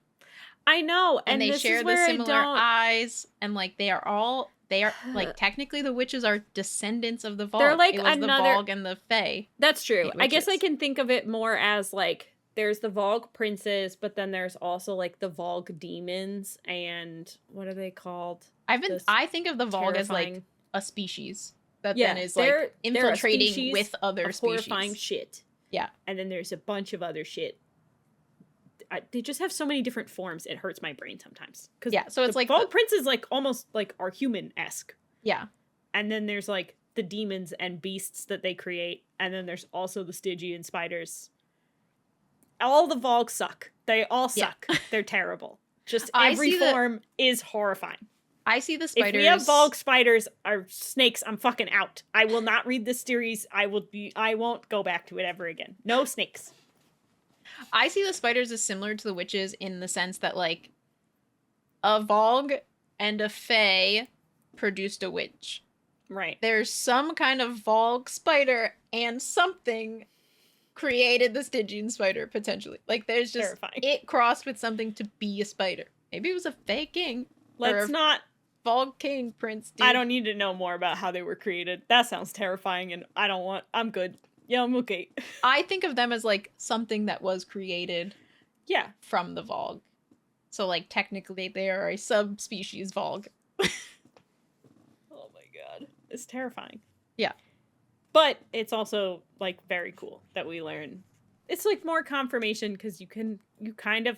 When they do the Stygian spiders with Manon originally, like, you don't necessarily know if it's sister because it's Vogue or sister because it's witch.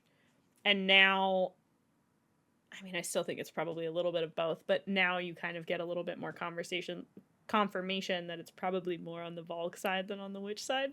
Yep. Which is terrifying. But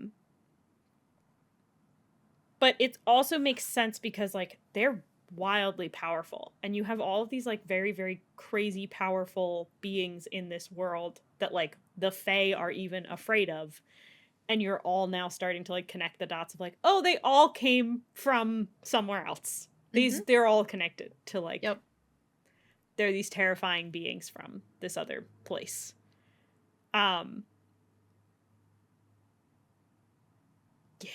It's a lot. Yeah, so Hearthmother decides to, like, just, drop some storyteller knowledge. Like, this is just, like, you just read a book, here you go. So, like, they are over here, and, you know, if Erewhon rises in the north, the spiders are likely to be on his side. And you're like, oh yeah, forgot about them as being a potential problem. Because they're Vogue, so it's likely. Of course, they ask a little bit more, like, Sartaq asks a bit more questions, and she's like, I need to rest. I have to eat. I've been traveling. Like, be gone. Like, kind of thing, where you're like, oh, okay. And he just kind of is like, yep, sounds good. See you later. And then he explains to Nesryn, like, oh yeah, she's a story keeper.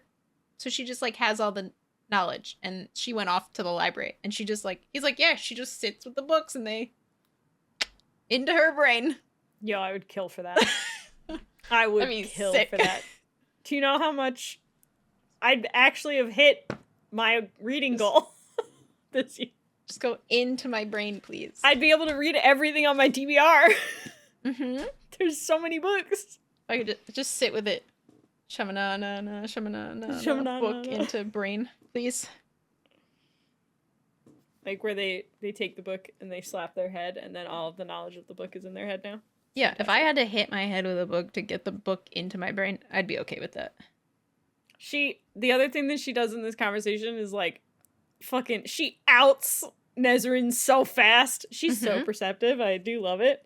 But Sartaq asks before she, like, leaves, is there anything that we could get, like, any information about, like, how the Vol can be defeated, or any power to help us fight these new hordes Erewhon has built?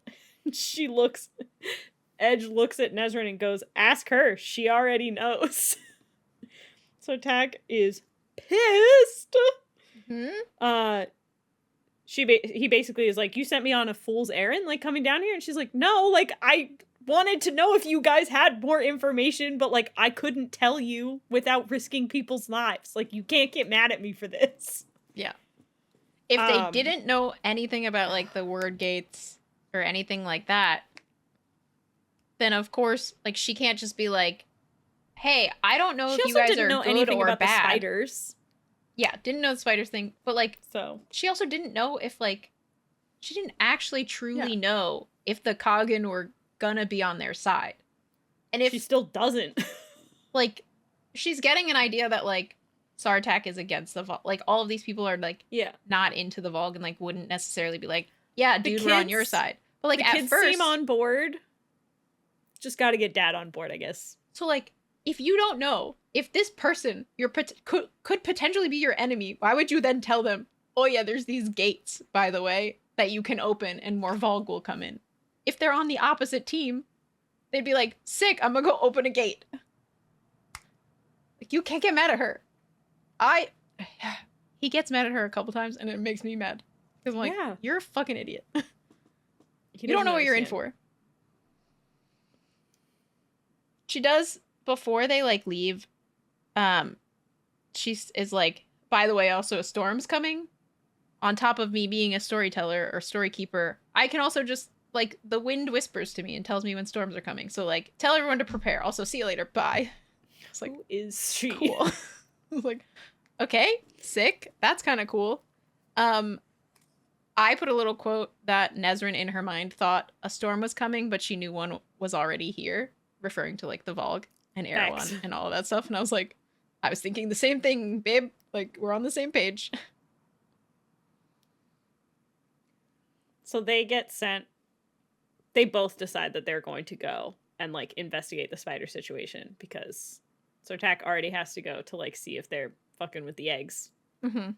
And now Nesryn's like, well, shit, I'm coming too because if they're Volg, I need more information. Yeah.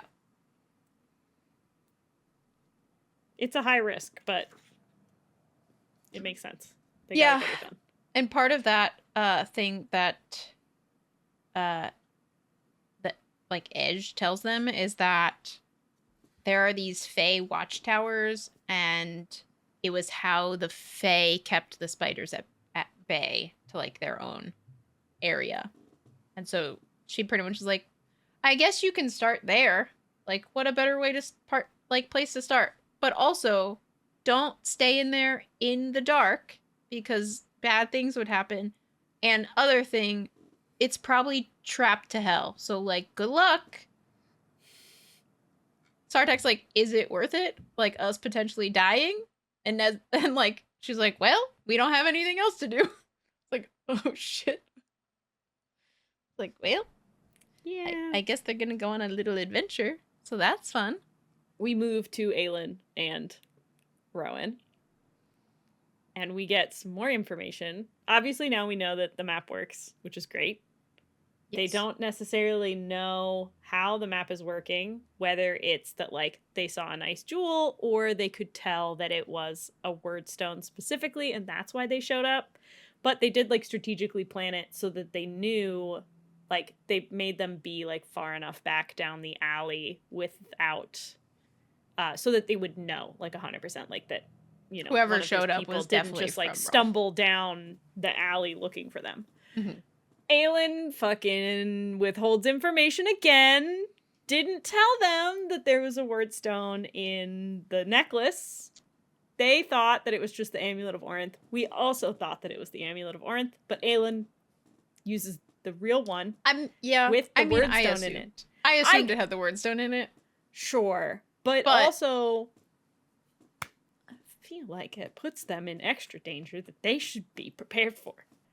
In this chapter, we learn about settling as well, which is huge. So this is a Fae thing, and we find out that, like, the way that it works is if you're Fae, you age throughout, like, your younger years, basically, and then you, like, settle into your power and your mortality at a certain point in, like, you know, your late teens, early 20s, mid 20s. So yeah, it can happen. Gavriel, like, there's a large, like, window, and they never know, like, when it's gonna happen. Mm-hmm. They just know one day they, like, settle at like 23. Like, this is where you become immortal. And that's just where Aelin, you are. as she does when she's confronted with things that she doesn't want to have to deal with or think about, just ignores it. Doesn't she's like, I'm gonna deal with that later. That's future me's problem. But she absolutely could be immortal. Like, they have given Rowan a lot of shit about being with someone who possibly could only be on this earth for like a short period of time unless Aelin settles into her power and becomes immortal. It's also not like a guaranteed thing. Like, Yeah, she apparently could settle there's into it or she could not. yeah, some people So, don't become yeah. immortal. In Aelin's like inner dialogue or whoever we're at this point, there is the note that some people don't settle. It was brought like Rowan at some point had told her that some demi-fae will get their powers, and then when it comes to their settling and they become immortal, they lose access to their power because it like eats it up for them to settle to become immortal. So like some people become immortal and lose all their powers, or people keep their powers and they don't settle at all, so they don't become immortal. So like we have no idea what is going to happen with Aelin at this point. Fingers crossed she settles. Yeah. But this is But the it first time they've also- talked about it. Like It's the actually first gave time us they've some talked about it. background. And it's a hint that, like, again, she could be more powerful than she is right now. Because when you settle into your power as well, you get more. There's a possibility of your, like, font of power, like, being even bigger. They also talk a little bit about the difference between the blood oaths, which I think is really, like, interesting. So they talk about, like, how Gavriel and Lorcan and Fenris are like tied to their oaths, and even Rowan before, and how like rigid theirs is compared to like Aelin describes when she suggests things to Rowan or asks him point blank to do something, and like does like tries to command him through the bond, that she's like, it still feels like a suggestion. Like, she doesn't understand how Maeve is able to like control them that rigidly. And Gavriel basically says that it's because when the two of them took their like oath to each other, it was from love, versus like Maeve's is to control and to like bind. And Aelin's first response in her brain is, no, I don't like using that word. That's a little too close. Nah, I don't know about that yet. Which is adorable. But she's concerned too that like the bond, whether the bond can reach as far as to Aedion, because Gavriel is bound to her by blood. Is that in some way going to reach Aedion, since he's got, you know, Gavriel's blood because it's his dad? So, Yeah. There's no other. I guess the other instance would be Fenris and his brother. yeah. But it's also not like an offspring. Like it's not like directly connected bloodline. And I think it's even more of like not necessarily that she'd be able to control Aedion, but it would be that she falls under her like court or kingdom or protection. Like he would be her subject rather than Aelin's subject. That would never happen. Aedion would never let that happen. Aedion would be like, fuck that, disowned, bye. I'm out. Yeah. They also talk about Maeve moving all of her ships. Maeve's moving everything. And they're all sailing towards Eelway, which is terrifying. And we also get information about Maeve is selling weapons to Rolfe. And Rolfe is going to be given fire lances, which are like big fireball cannons, which sound dope. They're talk about like how they're being able to be operated by like one person. So like now there's not just going to be Aelin being the only fire wielder. It's going to be multiple other people. We learn that the Rolfe is getting these weapons from the southern continent, and they're called fire lances. And the fire lances are basically described as like these weapons that can be held by like one person, operated by one person, and they're like basically makes them fire wielders. Like they can shoot fireballs at people, which sounds amazing, and I want one really bad.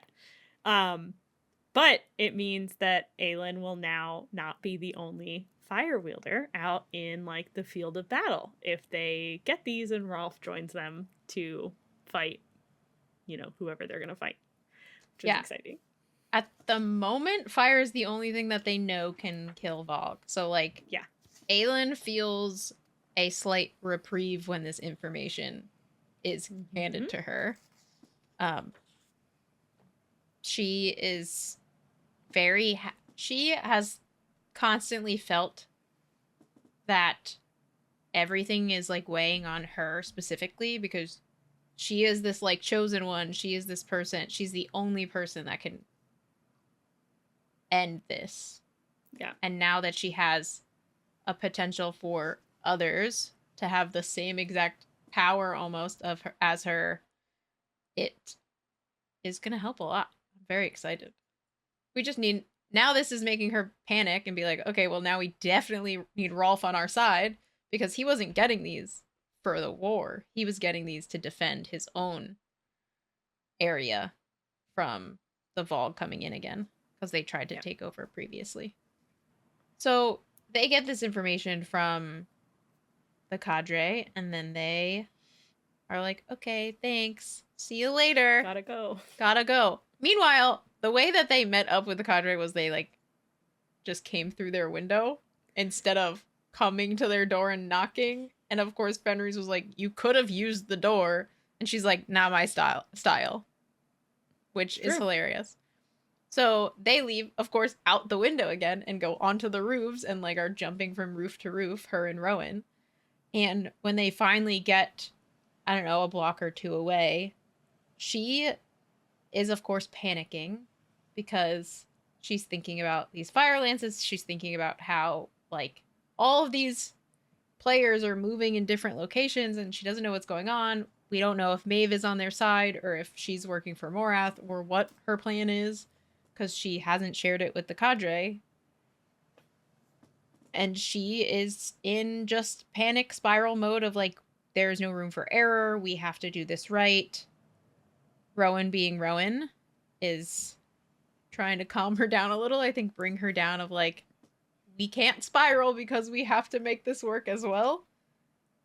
So she responds about how, I think this is very important that she recognizes it, but I think saying it out loud is very helpful. We're playing a game against two monarchs who have ruled and schemed longer than most kingdoms have existed. So that is referring to Erewhon and then also referring to Maeve because we have no idea what the fuck she's doing. Yeah. It's a cool line.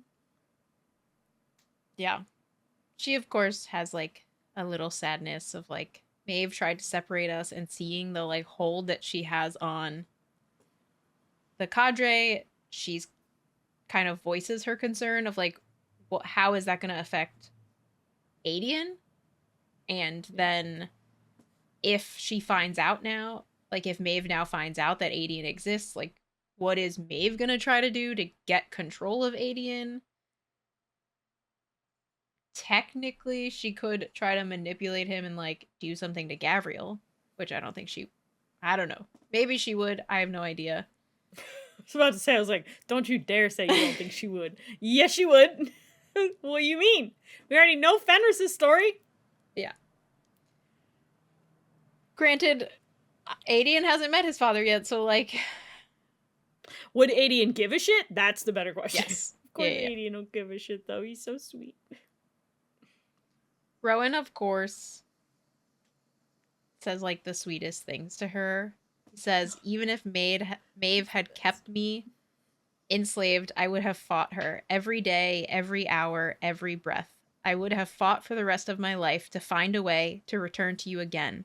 I knew it in the moment you emerged from the Vogue's darkness and smiled at me through your flames. Which is, like, the coolest image to think about. This was, of course, when they had the fight at Mistward. Yeah. Like, he knew... That's such a good scene. This is why people talk about, like, oh, I hope that they turn Throne of Glass into a TV show. Like, there's more excitement around people wanting Throne of Glass to be turned into a TV show than Actar, and I think that the visuals Mhm. and the scenes that she puts together in this series are fucking wild. I would kill to see them on any screen. Big, little, I don't care. I'll take it. I'll take what I can get. TV show sounds good. Aelin, of course, has to respond in her like playful self. Mm-hmm. And she says, "You were willing to do that before all this? So few benefits back then." Amusement and something deeper danced in his eyes. "What I felt for you in Doranel and what I feel for you now are the same. I just didn't think I'd ever get the chance to act on it." Just like, Ugh, so cute. of course we knew. To wrap up their conversation, and I'm just going to quote Rowan because it's perfect, and that's just what you're getting. Sorry. "Even when you're in another kingdom, Aelin, your fire is still in my blood, my mouth." She let out a soft moan, arching into him. "You said you wouldn't take me against a tree the first time," she breathed. "What about a chimney?" Rowan huffed another laugh. "Remind me again why I missed you?" Oh, they're so good. Their banter is adorable. He's so good. We move back to Aedion and Lysandra. Yep. Aedion is still in the throes of deciding if he is going to meet Gavriel or not. And he is kind of toying with the idea of going the next day with Lysandra. So they get back from their outing, I'm sure. They were out doing whatever they were doing. And I think this is this is pretty important on their relationship, is like Aedion cares for Lysandra more than he is saying outwardly, and Lysandra, I think, feels the same way more than she is saying outwardly. But he notices that when she finally shifts back into her normal self, like into her human form, he sees that she looks like very weak and disoriented and like stumbling a lot. This, in and of itself, I wrote, no one has taught her not to burn out. She is the only one in the group who has magic who has not been taught how to wield that magic. Granted, her magic is shape-shifting, but it's still, in my thought, is like you still have a well of magic that you're pulling from to be able to shapeshift. And she is like mentioning to him that like it gets harder with each shift, like I'm more tired after each one. And there were periods of time where she was like shifting from one thing to the next just to like maneuver and get out of situations. Yeah. He pretty much catches her before she just freaking passes out and like steadies her, which I think is lovely. There's a note that Aedion had hardly noticed her nakedness because she shifted from, I don't know what she was before, but she shifted back into her like human form, and she was completely naked because when you're in animal form you don't wear clothes. So she banters with him as she does. She's like, "Haven't you seen a naked lady before?" And he's like, "I'm not really paying attention to that, but yeah, I have." He gives her like a blanket. It's like a wool blanket, and she's like, "No, it's too hot. No," Yeah. like shoves it back off. She's like, "No, I'm gonna sit here naked. You deal." Yeah, that was really what gave me the burnout thought, was because like when Aelin was very close to burnout, her whole body got hot, and like I put that as like, oh, she wields flame, so like flame is coming out of her, so she is burning up. But even Dorian, with his like, he wields ice. Even when he got like, he felt like he was getting close to burnout, he was like hot temperature wise, at least. I mean, I'm on picked up same on page. Yeah so Absolutely. It sounds like burnout. She's out there constantly testing what her limits are right now because she doesn't have anyone to teach her, and I think she's doing it herself. Mm-hmm. She at least knows enough from Aelin and Rowan to know what burnout is, and Dorian to know what burnout is. I think so. I just think that she's not verbalizing to anyone that she's out there testing out what her limits are. Yeah, she mentioned that it makes her so dizzy, like the transforming back and forth, where I'm just like, please don't die. I don't want you to burn out, please. She sleeps for a long time. Yeah. She like passes out and he carries her to bed. Mm-hmm. What I thought was really nice was like, because she wasn't like feeling good, or like she was like, something was terribly wrong, he was like rubbing her back, and she at first like tensed at it, but then after like a second of him continuing to do it, he noticed that she like fell asleep, where I was just like, oh. She also, I find the description, I have words about the way that this is described. She describes her sitting down, like knees, elbows on her knees, with like her head in her hands. Mm-hmm. And then she falls asleep like that. So then he decides to pick her up and take her to bed before she could fall on her face. And it says, easing her into his arms before she could fall right onto her face, Aedion hauled her over a shoulder and carried her around to the head of the bed. And I can't... Fireman carry. I can't help just... And that she didn't even budge. That's what it says, though. And that's why my brain is like... Just pick her up like a lady. Like, he slid his hands under her legs and behind her back and carried her? No, he hauled her over his shoulder. Like a sack of flour. Sack of flour. Mm-hmm. Yep. Yeah, good. Yep. Exactly. That's exactly what we want out of this scenario. I remember listening to it again, and I had to rewind it and be like, really? Is that what, those are the words we used? All right, sure. Toss her over her shoulder. Just, and she's dead asleep too, so I'm imagining like her arms are just like dangling.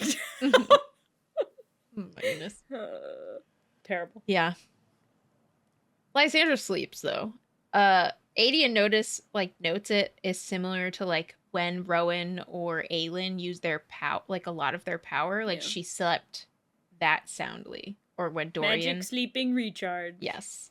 So this is this whole little tidbit like doesn't have a lot. Like it is really like Aedion feeling like a lot of care for Lysandra, and so like it doesn't feel like a lot of background that we really necessarily need, but I think this little bit really ties into Lysandra's doing magic, obviously, like she is using her magic, and there's not really anyone to like show her anything. So like when Aelin got close to burnout, like she had Rowan right there to be like, hey, yo, you can't do that. When you feel this way, you cannot go into it. Like, there's no one telling Lysandra, like, when you get to this stage, like, you have to chill out.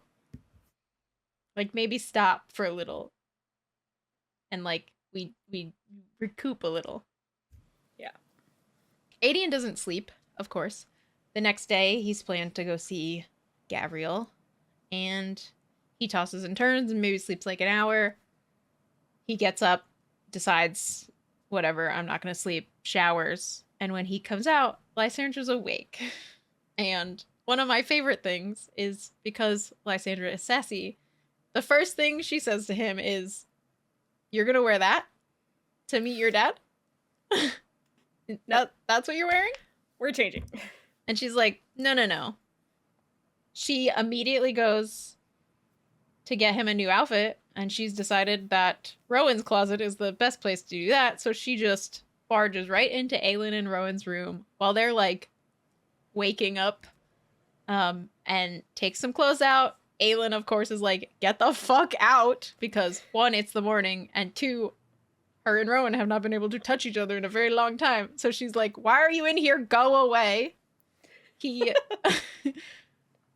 grabs a random outfit and she like has this like little smirk on her face, like, okay, goodbye, and like runs out and gives Aedion one of Rowan's like whatever outfits, and then she also gets dressed to go.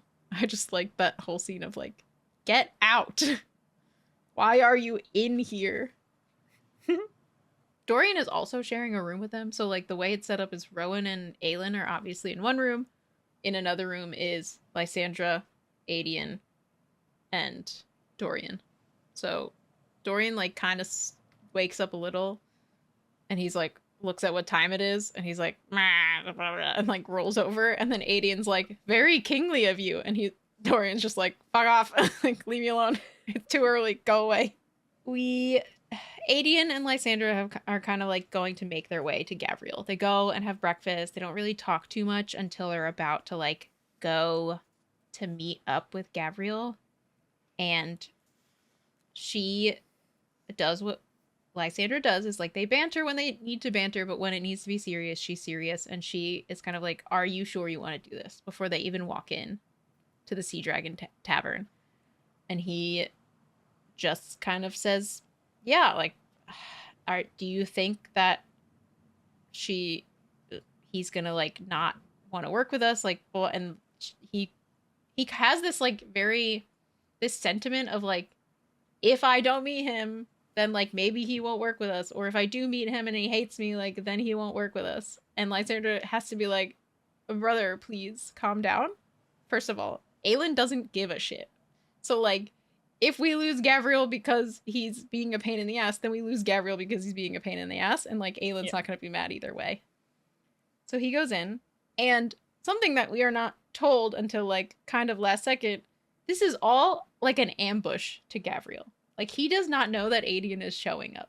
So he walks into this tavern, and Gavriel, like, food to mouth, like, is like, holy shit, that's my son. Walks in, and it is described, which I think is hilarious, that over this entire course, Lysandra notes that, like, Fenris has had a spoon, like, about to go into his mouth the entire time. So good. That Gavriel and Aedion speak to each other, which is, like, over the span of a few minutes. He's just like, what's happening? Completely stunned. Extremely still. Yeah. Gavriel's first thing that he says is, you look so much like her. And Aedion loses it. Yeah. His response is, she died so your queen wouldn't get her claws on me. And goes on a tirade. Like, tells him how his mother died, that she died because she wouldn't go to a Fae village for, like, a cure to actually be healed, because she was too scared that Maeve would find them and take Aedion. She was, like, young. She never married. Her family, like, shunned her. She refused to tell anyone who sired me, and took their disdain, their humiliation, without any ounce of self-pity. She did it because she loved me, not you. And he's just, like, the whole time they describe, like, Gavriel's face just, like, broken. He looks like he's going to just cry, and he looks so heartbroken for good reason. He should be. If your bitch of a queen tries to take me, I'll slit her throat. If she hurts my family any more than she already has, I'll slit yours too.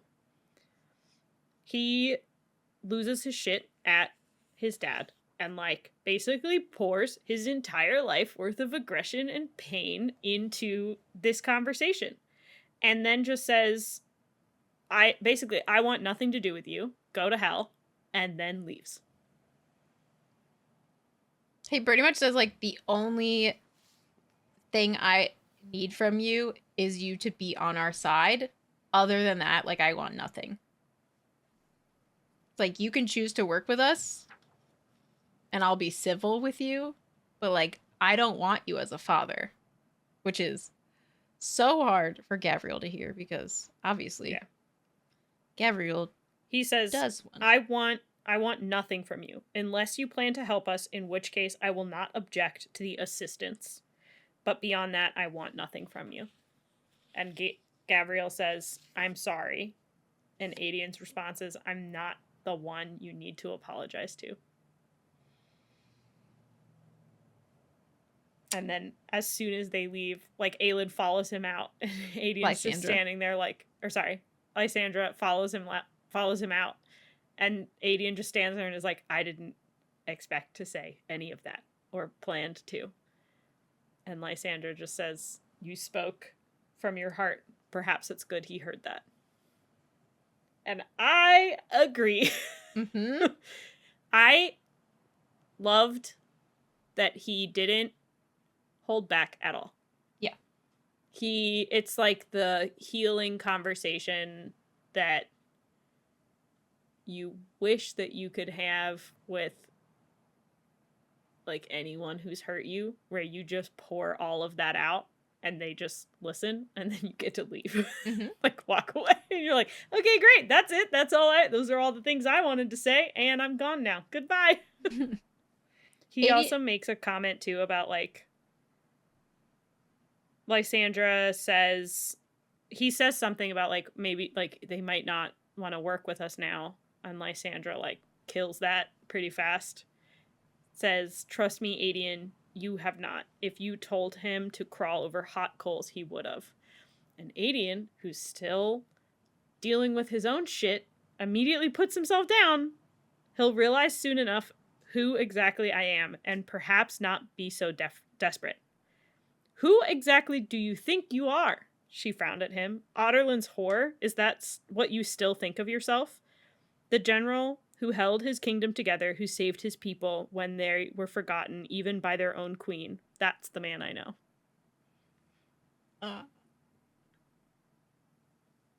She, like, builds him back up every time because he can't see it. The best is, if he starts pointing fingers, I'll remind him that he's served that bitch in Dorandel for centuries without question. Aedion snorted. I'd pay good money to see you go toe-to-toe with him and Fenris. It's like, yes! Also, she's like, yeah, I'll transform into their nightmares. And he's like, what have you been working on? She's like, don't worry about it.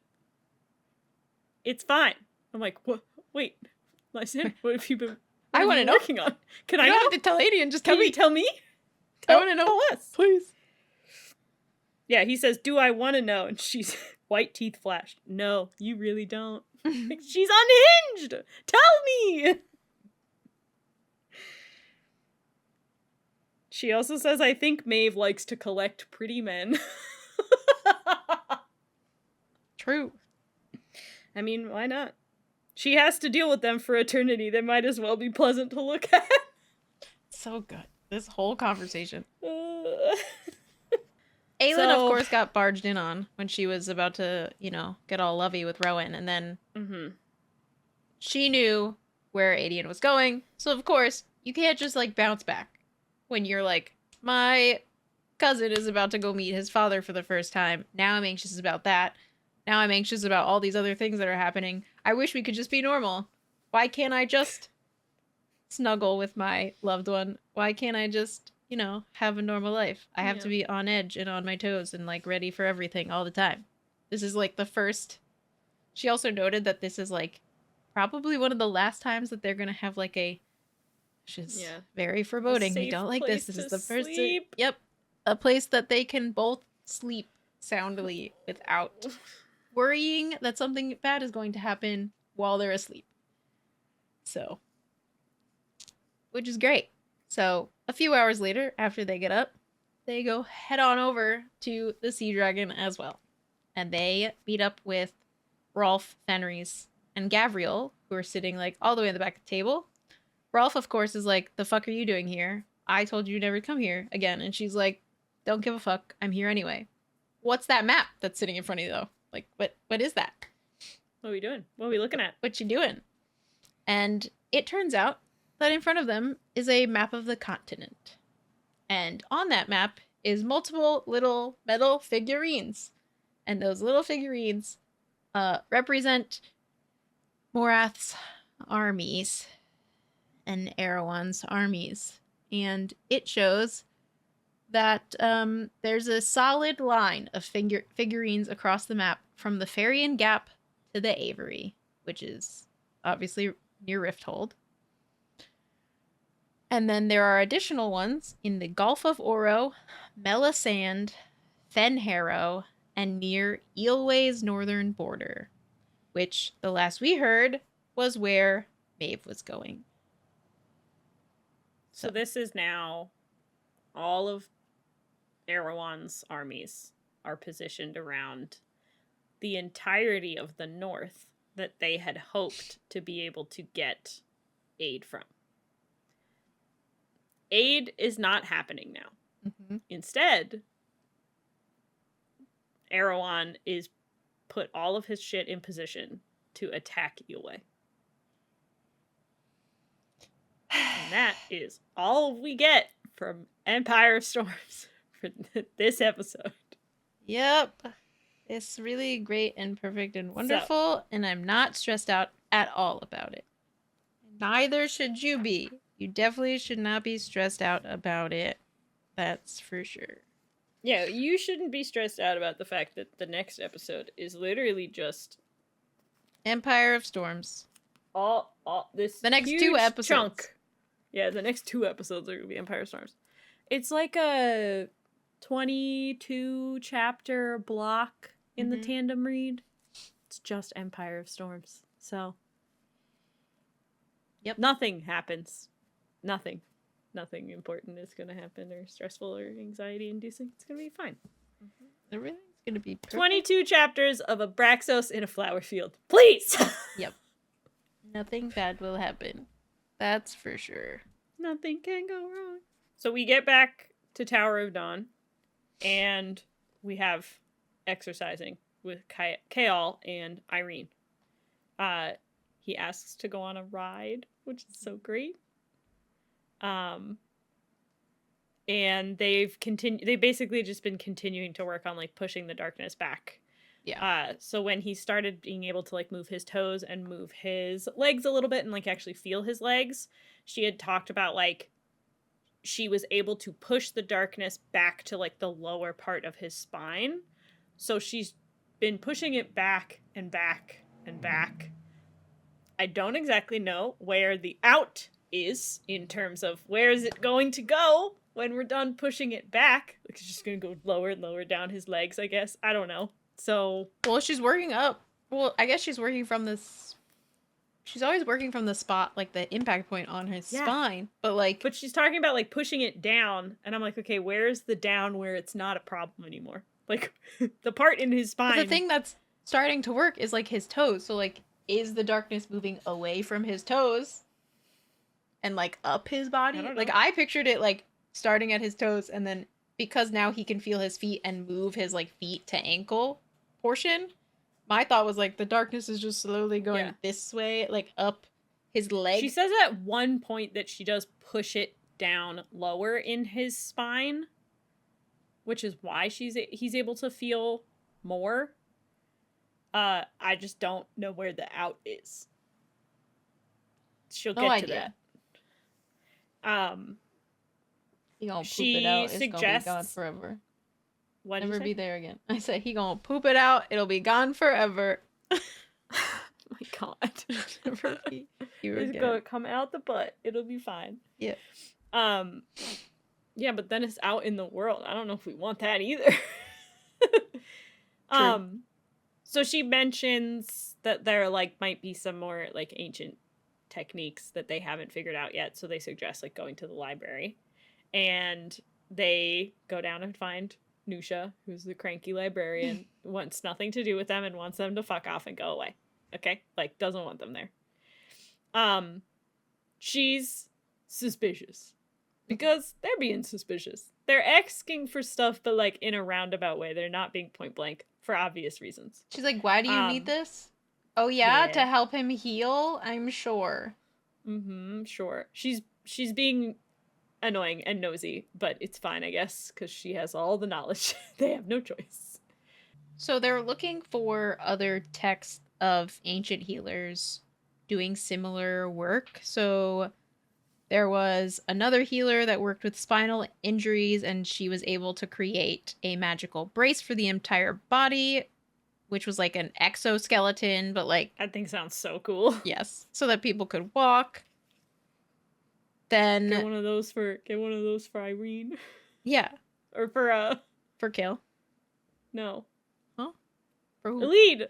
Oh, Jeez. Oh, for like, Get one of those for Elide. yeah. Then she mentioned that like I wasn't able, like that's kind of all I know. Like I can't like recreate it. There's no text that say like what it is. So that's kind of what they're trying to figure out is like more things to heal people with these types of spinal injuries. He, of course, is like, so you're experimenting on me? She's like, no. I wasn't suggesting experimenting on you. I was sharing my knowledge with you. And he's like, yeah, I know. I was just kidding. Like, it's fine. And then he asks, do you keep records of all of this? He gestured in between them, and Irene's face heated. Parts of it, not when you're acting like a stubborn ass, which I thought was very funny. So all the time. So she's not recording any of it. I said, so she's not recording any of it. Yeah, none of it. None at all. None. They basically they tell Nusha, like, hey, so progress has been really slow. Like, anything you could do or tell us, any information would be super helpful. And she tells them about a rumors that out in the desert, caves exist with such information. Caves this information came from. Must have been lost, but there was one in the Askara Oasis. Perhaps you should start there. Thanks, Nusha. Finally, something helpful. Irene, like, is not thrilled with this information. Unfortunately. Because Irene knows more than Kale knows. Kale's like, sick! A place to start. And Irene's awesome like, quest. So about that, this Oasis place, yeah, it's owned by the royals. And it's considered part of their private refuge that they go to, like, recoup after things. And she's like, I don't know. You have to, like, be invited. This isn't like a place we could just, like, knock on the door and say, hey, we want to borrow some texts. Because of, things. Kale doesn't see too much of a problem with this. He just kind of, like, stares at her. And she's like, don't you dare suggest that I ask caution. And he's like, what? He's there. He would help you? Like, what do you mean? We gotta get chopping on this, healing thing. He's like, I wouldn't dare ask you that. But he Perhaps definitely would help you. And then then she suggests Hussar, and she's like, you want me to convince her that a trip to the desert is gonna be, like, a fun outing, okay? That's not gonna happen. She's, like, very nervous, because she's like, hey, Hussar is, like, this is her life, okay? This political manipulation shit. I'm not gonna be able to pull a fast one on her. I don't think I'm gonna be able to do this. So, like, just pretend you want to, like, have a girl's day. Like, what? She's like, that's not a thing we do.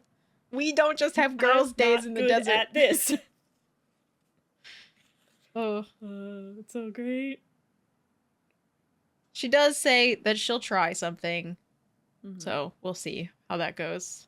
And then invites him to stay for dinner. Yes, because she didn't want him to leave. Like, they had called over his horse already to, like, get ready to go, and then they were, like, making small talk about, like, nothing, pretty much. He was apologizing for, like, bringing this on them, because clearly we think that the Volg are there because Kale and Nesryn are there. We don't actually know. They could have been there to begin with, but now are targeting her because of him. Anyway, he apologizes for that, which I was like, good job, Kale. Admitting. Not blaming, but admitting, like, sorry. Probably put somebody in danger. Mm-hmm. A little bit. Which is okay. We like that. But yeah, she asked him to stay because she was like, and he counters and says, why don't we go out for dinner? And we're like, yes, Kale's going out for dinner. They're going. They, like, he briefly, like, has a concern that, like, maybe he's like, well, if it isn't a good idea, because, like, maybe the streets aren't going to be okay. And she's like, no, we're good. Because, of course, their fucking city's wheelchair accessible. Because it's There's like little you know, bits, like places where paradise. she says that, like, that she has to like push him, but it's like to get over a lip or something, like that the chair could go over or something. Also, the people that end up staring at them are staring because Irene's like a really famous Torre healer, and they're all just like staring at her. Yeah.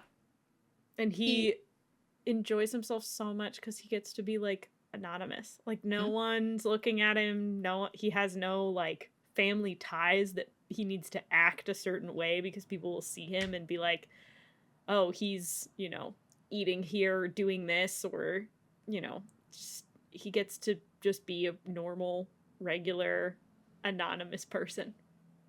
Yeah. He says this to Irene as well, which I think is very nice because it's another thing that he's like letting her in on, because he recalls the last time he like was going out, it was with Dorian, but he was like the captain of the guard in that moment, and he was like sworn to take care of Dorian, so like that's why he had to be at Dorian's side, even though like Dorian would have him at his side anyway because they're best friends. But he's like always still working. yeah, there was always this point where he's still working, and he even says it that like he's technically still working, like he is still the right hand man, but like they're not discussing work, they're just discussing them, which I think is lovely. He pretty much says, I was either a lord's son and heir or captain of the guard, and now hand to the king. No one recognizes me here. No one has ever heard of Aniel, and it's refreshing. He asks her if she goes out with friends, and she's like, not really. Like, I have some friends, but we don't really go out. Every once in a while, like a couple people, if their schedules line up like we do. She says, maybe one day, maybe I'll have the time to go out and enjoy myself. But there are people who need my help. It feels selfish to take time for myself even now.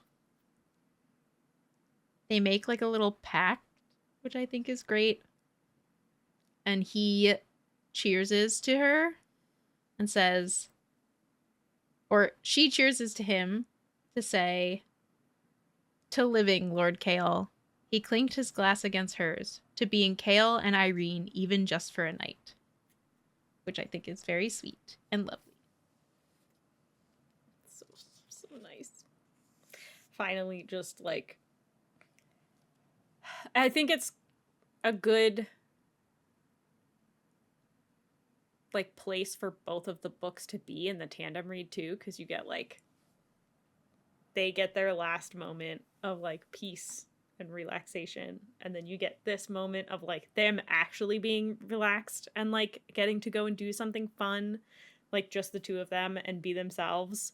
And you had like Nesryn and Sartaq going and like getting to meet with all of his like family basically, and everyone's just, it's the calm this is before a good the storm. episode. And now everything's gonna go terribly wrong. Oh no. Sarah, why? I hate that I do get, I'm like, oh, this is so nice. Everything's so peaceful. And then immediately my brain just goes, something's gonna be fucked next chapter, I'm sure.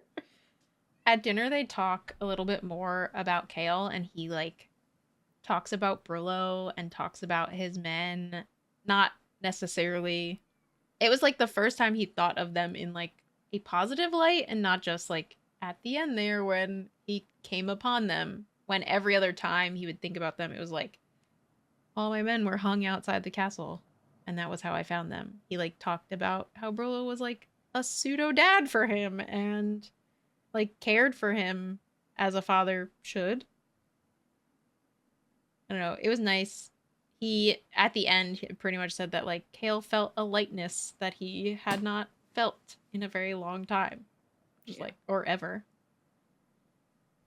More emotional healing, please. Woohoo! Growth. Mm-hmm. We're gonna go hang out with Sartaq and Nesryn now. They are on their little endeavor over to these watchtowers that they were told about by Edge. Edge. They they were also told to be very careful. So they get to these watchtowers. Just beyond it, they note, or Sartaq notes to Nesryn, that is kind of where the territory for the spiders start. But they do also note that there are no webs currently in the tower. They like kind of fly around to do a perimeter check before as they approach. Sartaq also like whistles at Kadara. All of the commands that Sartaq gives Kadara are like different like whistle tones. And so pretty much he has told her after she drops them off, which they can't get like super close to the tower because of like all of the stuff that's there. She can't like land, and he doesn't want her to land on like the edge of the tower because he doesn't know if it'll crumble. He pretty much like directs her to like stay circling right above it so that she can be in earshot for if he whistles a command. She can either like run, come get them, attack, I don't know, just like any possible scenario. So she drops them off, they start walking into these towers, this tower, and they notice like statues, bird statues, and of course Sartaq immediately asks like, are those rooks? And Nesryn notes that they're owls, and they're the sacred owls of the healer person. Why can't I think of her name now? They're the Torre ones. Yeah, pretty much it's the... I can't remember her name either.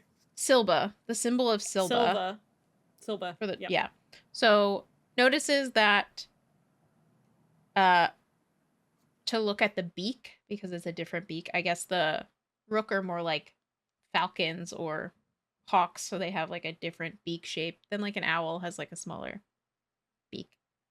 I feel like that tipped something in Sartaq where he was like, let's be swift, I don't think it's wise to linger. I don't know why the god of Silba would make him concerned, but by all means. Yeah. They then go inside. They look up, do kind of like this search.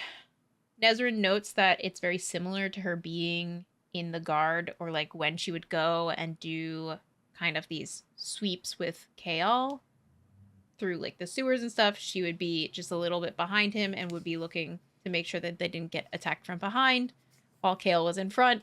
So they assumed a similar position. Sartaq went in first. She was like right behind him to try to make sure nothing bad was going to happen. They look around. There's no roof. So like nothing's hiding on the ceiling. The next possible thing is there's a set of staircases because it is a tower. My assumption is a cylindrical type tower, and there's a spiral staircase that goes down.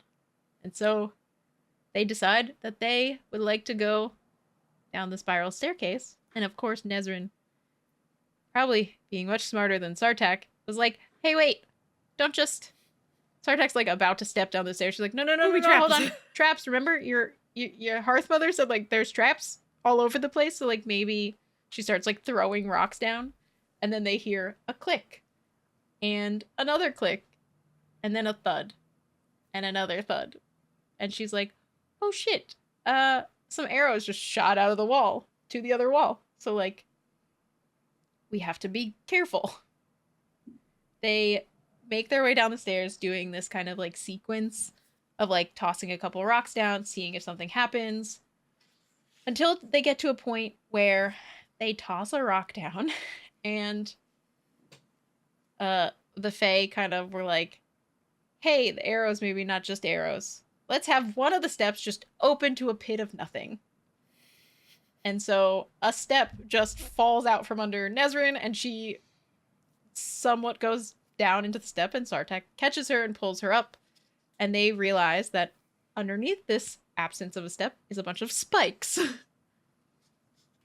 So, you know. Traps everywhere. Yeah. Traps the whole way down. This is some Indiana Jones shit, okay? Yeah, like, pretty much. We are in the Temple of Doom, just trying to stay alive. Yes. And they're bantering back and forth like, oh my, he's like, you saved me. And she's like, don't worry, I won't tell Borte. And then like 2 minutes later, she almost dies. And she's like, okay, we're even now. Everything's fine. Yeah, don't worry about it. They eventually make it down to the bottom. They make it. They're alive. Yeah. For now. They make it down to the bottom. Yay. We did it. We're alive. However, they're still kind of going to question everything because, as they should, there's probably traps down here too. The bottom level that they've made it to is a dungeon, and it's described similar to that of the one in, like, Rifthold that was under one of the tower there, where it's like they go into it. On the sides are these, like, cells, and all of the things are blown open. They have a table, like a... My brain wants to say sacrificing table, but that is not It's correct. a sacrificial table, basically. Well, yeah, they pretty much have a sacrificial table. They literally say, they're like, that table wasn't used for writing letters. Yep. No, it wasn't. So, this It's an evil workbench. Yeah. Not great. There's a stone table in the middle. Around it, they found a bunch of, like, blades. They realize that these are Fey blades, and they have, like, Fey writing on them. And they talk about the markings being some form of spell against their enemy. And my brain immediately went, word marks. There's something's written on it. Word marks to, like, I don't know. Yeah. A type of word mark. Has she seen word marks? She's seen word marks. Right? I think so. I'm fairly certain she saw them. Oh, she did, because she watched, she was there when Aelin went through the castle and, like, word marked door frames and stuff. That's true. I think she saw them. Because she says, it's in the Fey tongue. I don't suppose your fancy tutors taught you the old language during your history lessons. So she doesn't say that they're word marks to him. She doesn't, no. Which could just be that, like, she's still keeping that close to the vest. Mm-hmm. Because the word marks are... They're not the old Fey tongue, though. Word marks. No, when we first interacted with them, they were in... I thought they were, like, in Eelway. Like, in that language. But my assumption is that, like, any language could make a word mark as long as you put the correct symbol in the right place for it to do its intention. But maybe that could be me misunderstanding. But you're right. It does say that it's written in the Fey tongue. My brain just immediately was like, similar to a word mark where it could, like, do more than just be words. Like, it's a spell. Because with the word marks, it's more of a spell than anything. So all of these markings are, like... There's markings on the blade, but there's also markings, like, all around them. And they realize that they're written in blood. Uh-huh. And they can't read it. Yep. And they're talking about how they can't read it, which is cool. They're like, we can't read it. Should we write it down? He's like, I got some paper back in Kadara Saddles. I could go. There's no need to translate it, said a light female voice in Halha. It says, look up. Pity you didn't heed it. Nesryn indeed looked up at what emerged from the stairwell, crawling along the ceiling toward them, and swallowed her scream. A big-ass, terrifying spider just crawls into the tower at them. Yep, it's spider time now. Those Fey morsels forgot to look up when they built this place, the spider said, her voice so lovely despite her utter monstrosity. Her long front legs clicked against the ancient stone to remember who they laid these traps for. The second the spider showed up, I went, honestly, she's right. She's right. Spiders can crawl on any surface. Why did you think they would take the stairs? Also, they 100%, like, they talk when they're going down. They're like, oh yeah, they made these traps for the spiders. That's why they're so intense. And then, like, they get down in there and they're like... How'd you get here? Also, the tower is just a dumb trap for the spiders. So it's just, the whole thing... Yeah. It's not great. They even note that as they're going down, it's like maneuvering through a spider's web. So like a spider would be right at home in They a have spider's web. themselves. Yes. So this is a tower to trap yourself. Sick. You failed. Perfect. Miserably. Awesome. So the spider threatens them and is like, y'all look tasty. This is gonna be great. And you guys have climbed down in here. You can't get out. Mm-hmm. So we're very stressed out. And Sartaq goes to like get ready to step in front of Nesryn. Nesryn's like, fuck that. Like goes to get ready to step in front of Sartaq. Luckily, no one has to step in front of anybody because a giant gray wolf jumps from, I don't know, down from the top of the tower, I guess. From nowhere, just comes down the stairs somehow. Nowhere, and just comes down the stairs and jumps and attacks the spider. Mm-hmm. The wolf gets injured, and then Kadara shows up. Now we can assume that Kadara flew down into the tower because she's got wings. Yeah. So it's described that this wolf comes in, they're still in the dungeon. While the wolf's attacking, Sartaq and Nesryn book it back up the stairs. They move so fast that they miss all of the other things that would be traps, is how it's described. They're like, they move too fast for traps to even, like, happen. And then they hear in the background a canine yelp, and then silence. And then the spider was on them again.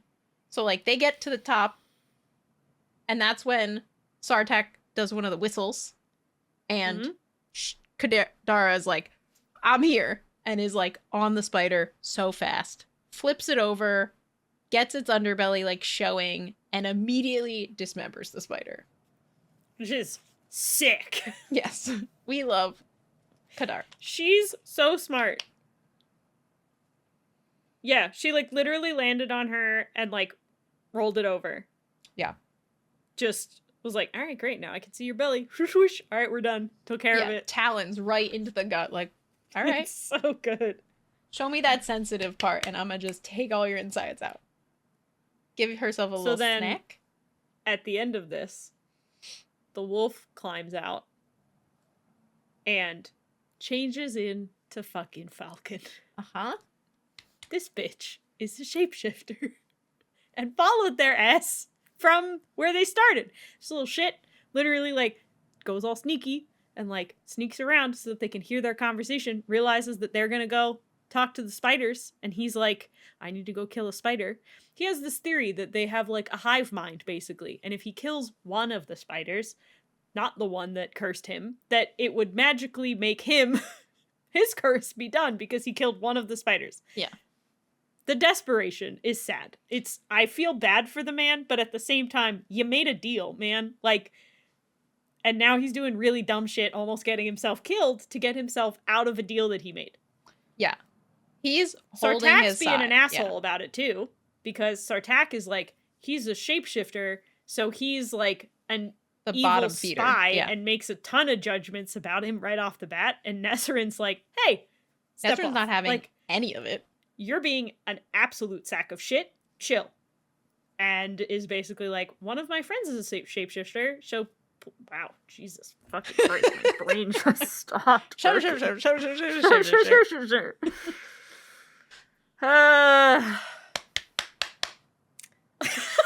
Thanks. We got it. One of my friends is a shapeshifter, so, like, just, you know, they're not all bad people. You're making assumptions for no reason.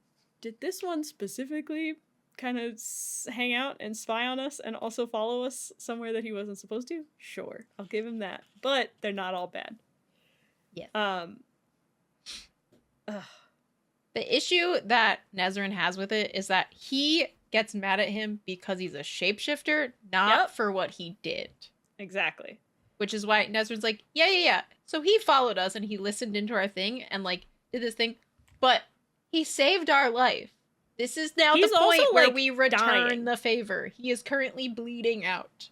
He's, like, bleeding, and she's like, Sartaq, go get bandages. And he's like, why are you gonna help him? And she's like, the fuck? What do you mean? Where did this really nice guy that I've been talking to just disappear to? Nesryn threatens Sartaq. It's very much, like, shown that she oversteps at least in his eyes, they went to this place and he was like, captain to captain, captain to captain, we're captain to captain. So, like, we're equals. And in this moment, he's like pulling rank of I'm prince. You don't fucking talk to me that way. Where I'm like, bro, I would like to punch you. He says his kind are assassins and spies. Better to let him die. Sartaq, I was rooting for you, bud. And now I'd like to throw you back in the pit with the spider, please. Yeah. The fuck? I wrote, when I found out that this was before Sartaq was being a piece of shit, I wrote in all caps, we got 2 shapeshifters now. I'm excited! So and then Sartaq's just immediately being an asshole. Like, wait, what? Ugh. Nesryn tells Falcon that she believes him, that he's not an assassin, which I think is really nice. And as he's like about to black out, she says to him in kind of like a whisper of like, I trust you, because he still doesn't think she trusts him because of Sartaq's reaction. One of my friends is a shifter, Nesryn admitted, just as Falcon fainted in her arms. And you're like, oh, thank God. They Granted, take him not back thrilled with at them. him. Yeah. Yeah. I mean, I'm sure Sartaq was being super nice about taking him back on his rook. They take him back so that he can get healed. They don't talk the whole way back. Mm-hmm.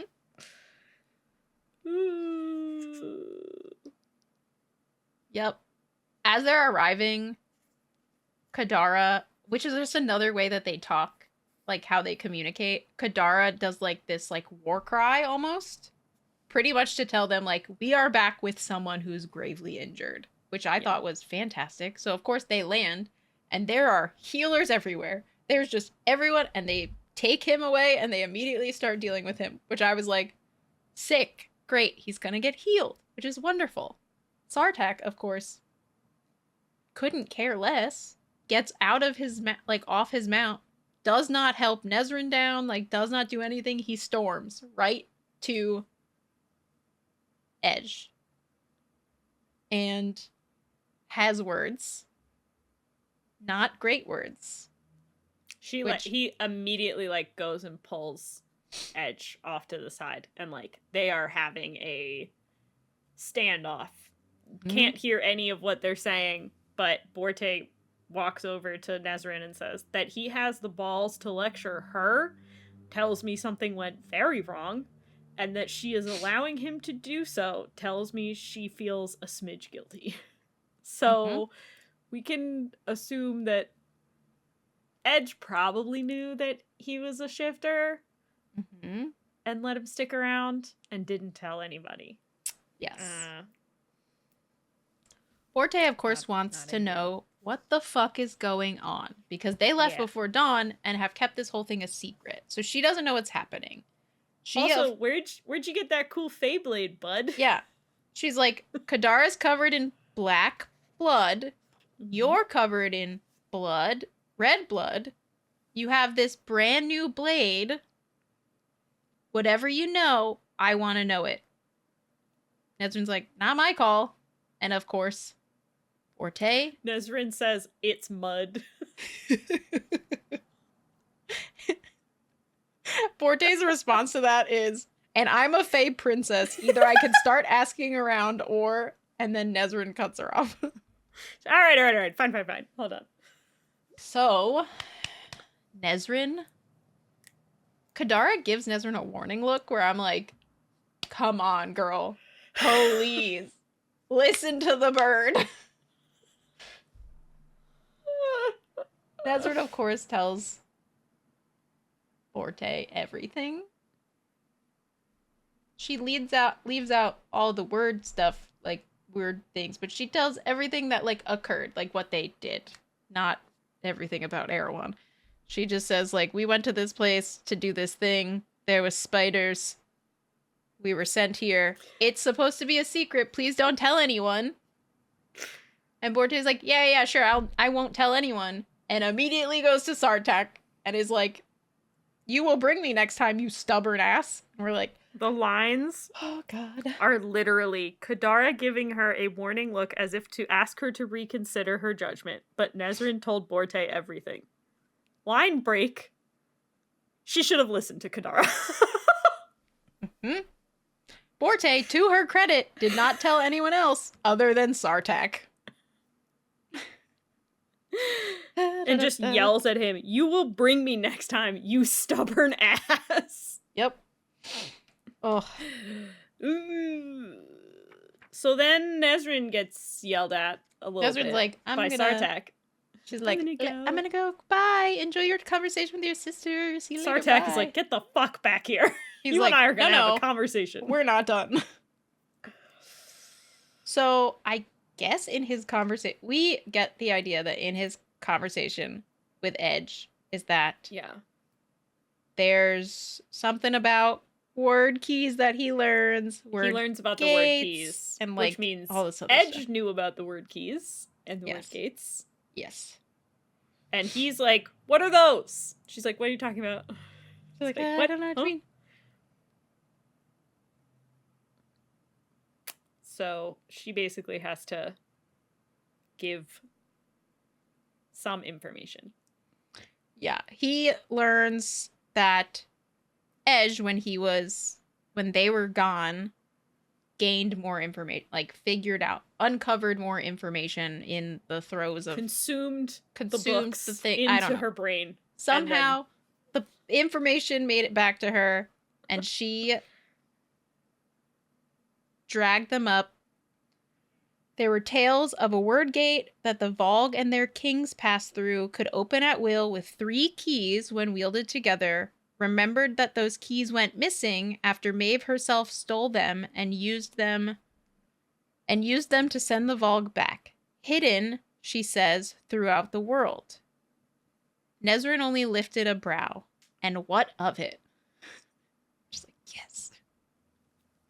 A cold snort. It is how Erewhon has raised an army so quickly, why even Aelin of the Wildfire cannot take him on without assistance.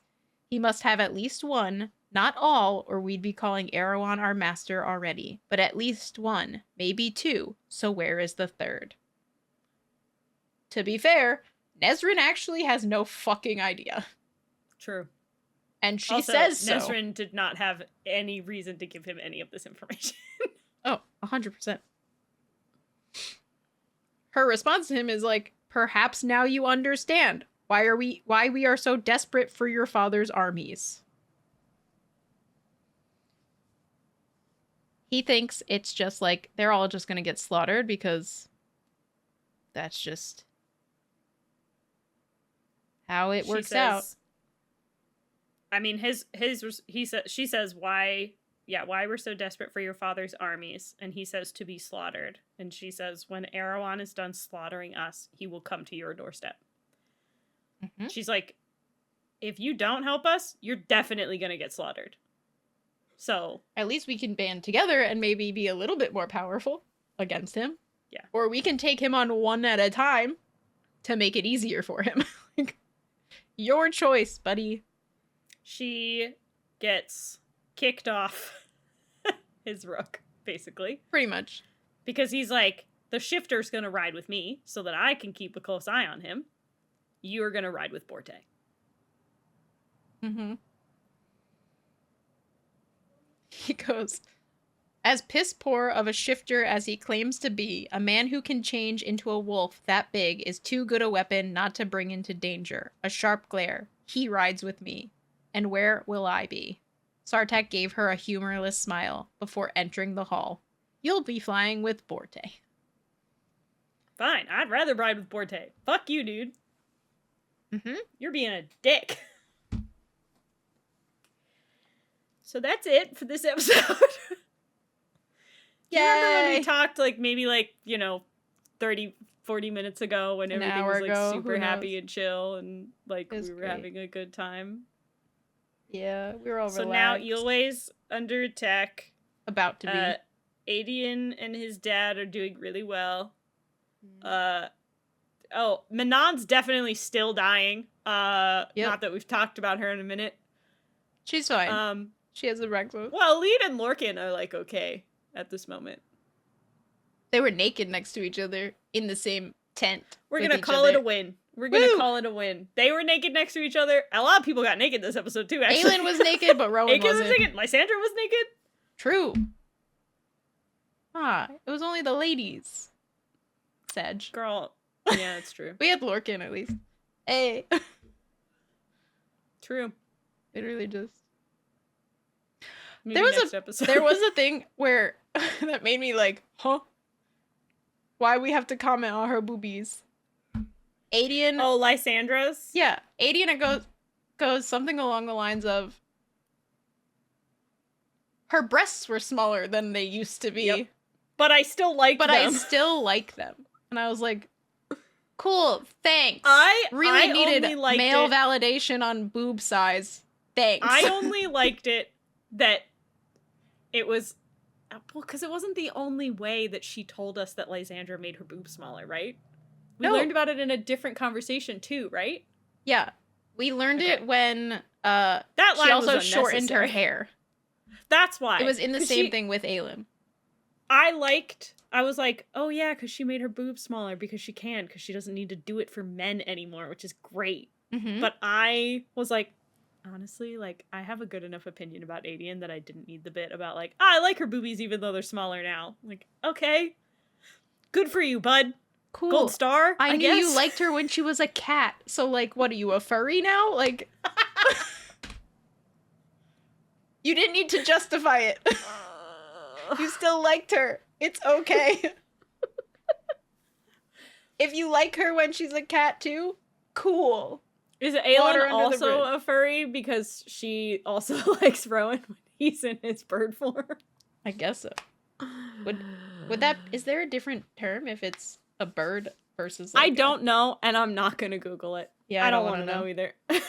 I'm okay. As long as you're not harming anyone, do whatever you want. Be into If whatever you anyone want. knows in the comments, you're free to share the information with us, but I will not be going to look for the information myself. Thank you.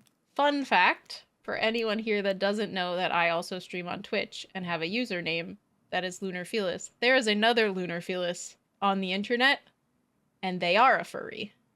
I didn't know this! What? I tried to get Lunar Felis on Twitter, I think, and it was the only place I couldn't get it. And it was a private account, or like it was behind a like paywall kind of thing. But I'm lunarfelis.ttv to like signify Twitch television. But there is, or at least when I made the username, there was another person and all the images was that person. And like in the caption of it was like talking about them being a furry, which is fine. You do you. I have no I was issues. just gonna say again too, because I'm about to also make a comment. If you're doing what you want to do with your life and you're not harming anybody, that's fine. But also, I did get a doom scrolling on Instagram 2 back-to-back in a row, furry content. I cannot tell you how quickly I downvoted it. I was like, not downvoted it, but like did the thing of like, not interested. Thank you though. I'm okay. No I thanks. do that with ASMR. I get so much random ASMR on TikTok. Well, yours makes sense though, because that's like a it sensory starts, thing. and I'm like, ugh, and I'm like, get away. Well, some but of the it's thing also is, very bad ASMR. I quick scroll away, and Jared will be next to me, and I'm like, okay, I have to like mentally prepare myself so I can go back to it, so I can dislike it and tell me never again. Which is like the worst part, is I have to get back to, because you have to interact with it so that you can tell it, please don't. Yes. So That's I used to amazing. do that, like, if I just quick, like, maybe it just won't show up. But then I was getting them, like, every 5th one was something ASMR, and I was like, fuck, I have to go back to them, and I have to be like, not interested, not interested, not interested. And it's like, wet mouth sound, or like, ripping of paper. I'm like, stop it, please. By I all can't means, remember what the great one for you, is but I can't do that it. you have. I can't remember what it is, but I used to do it every once in a while, and it would drive you insane. And I was like a really mundane thing. My dad recently has been like, his two front teeth have separated, and he like has like making like sucking, I guess, air or like whatever through his 2 teeth. I'm like, Dad, you need to stop doing that. Steven. It's like, I don't even notice it. I was like, but I do. And my skin is going to come off of my body. Steven came home from the military, and I had been living by myself for so long that I didn't realize that every once in a while I would like genuinely just chew with my mouth open.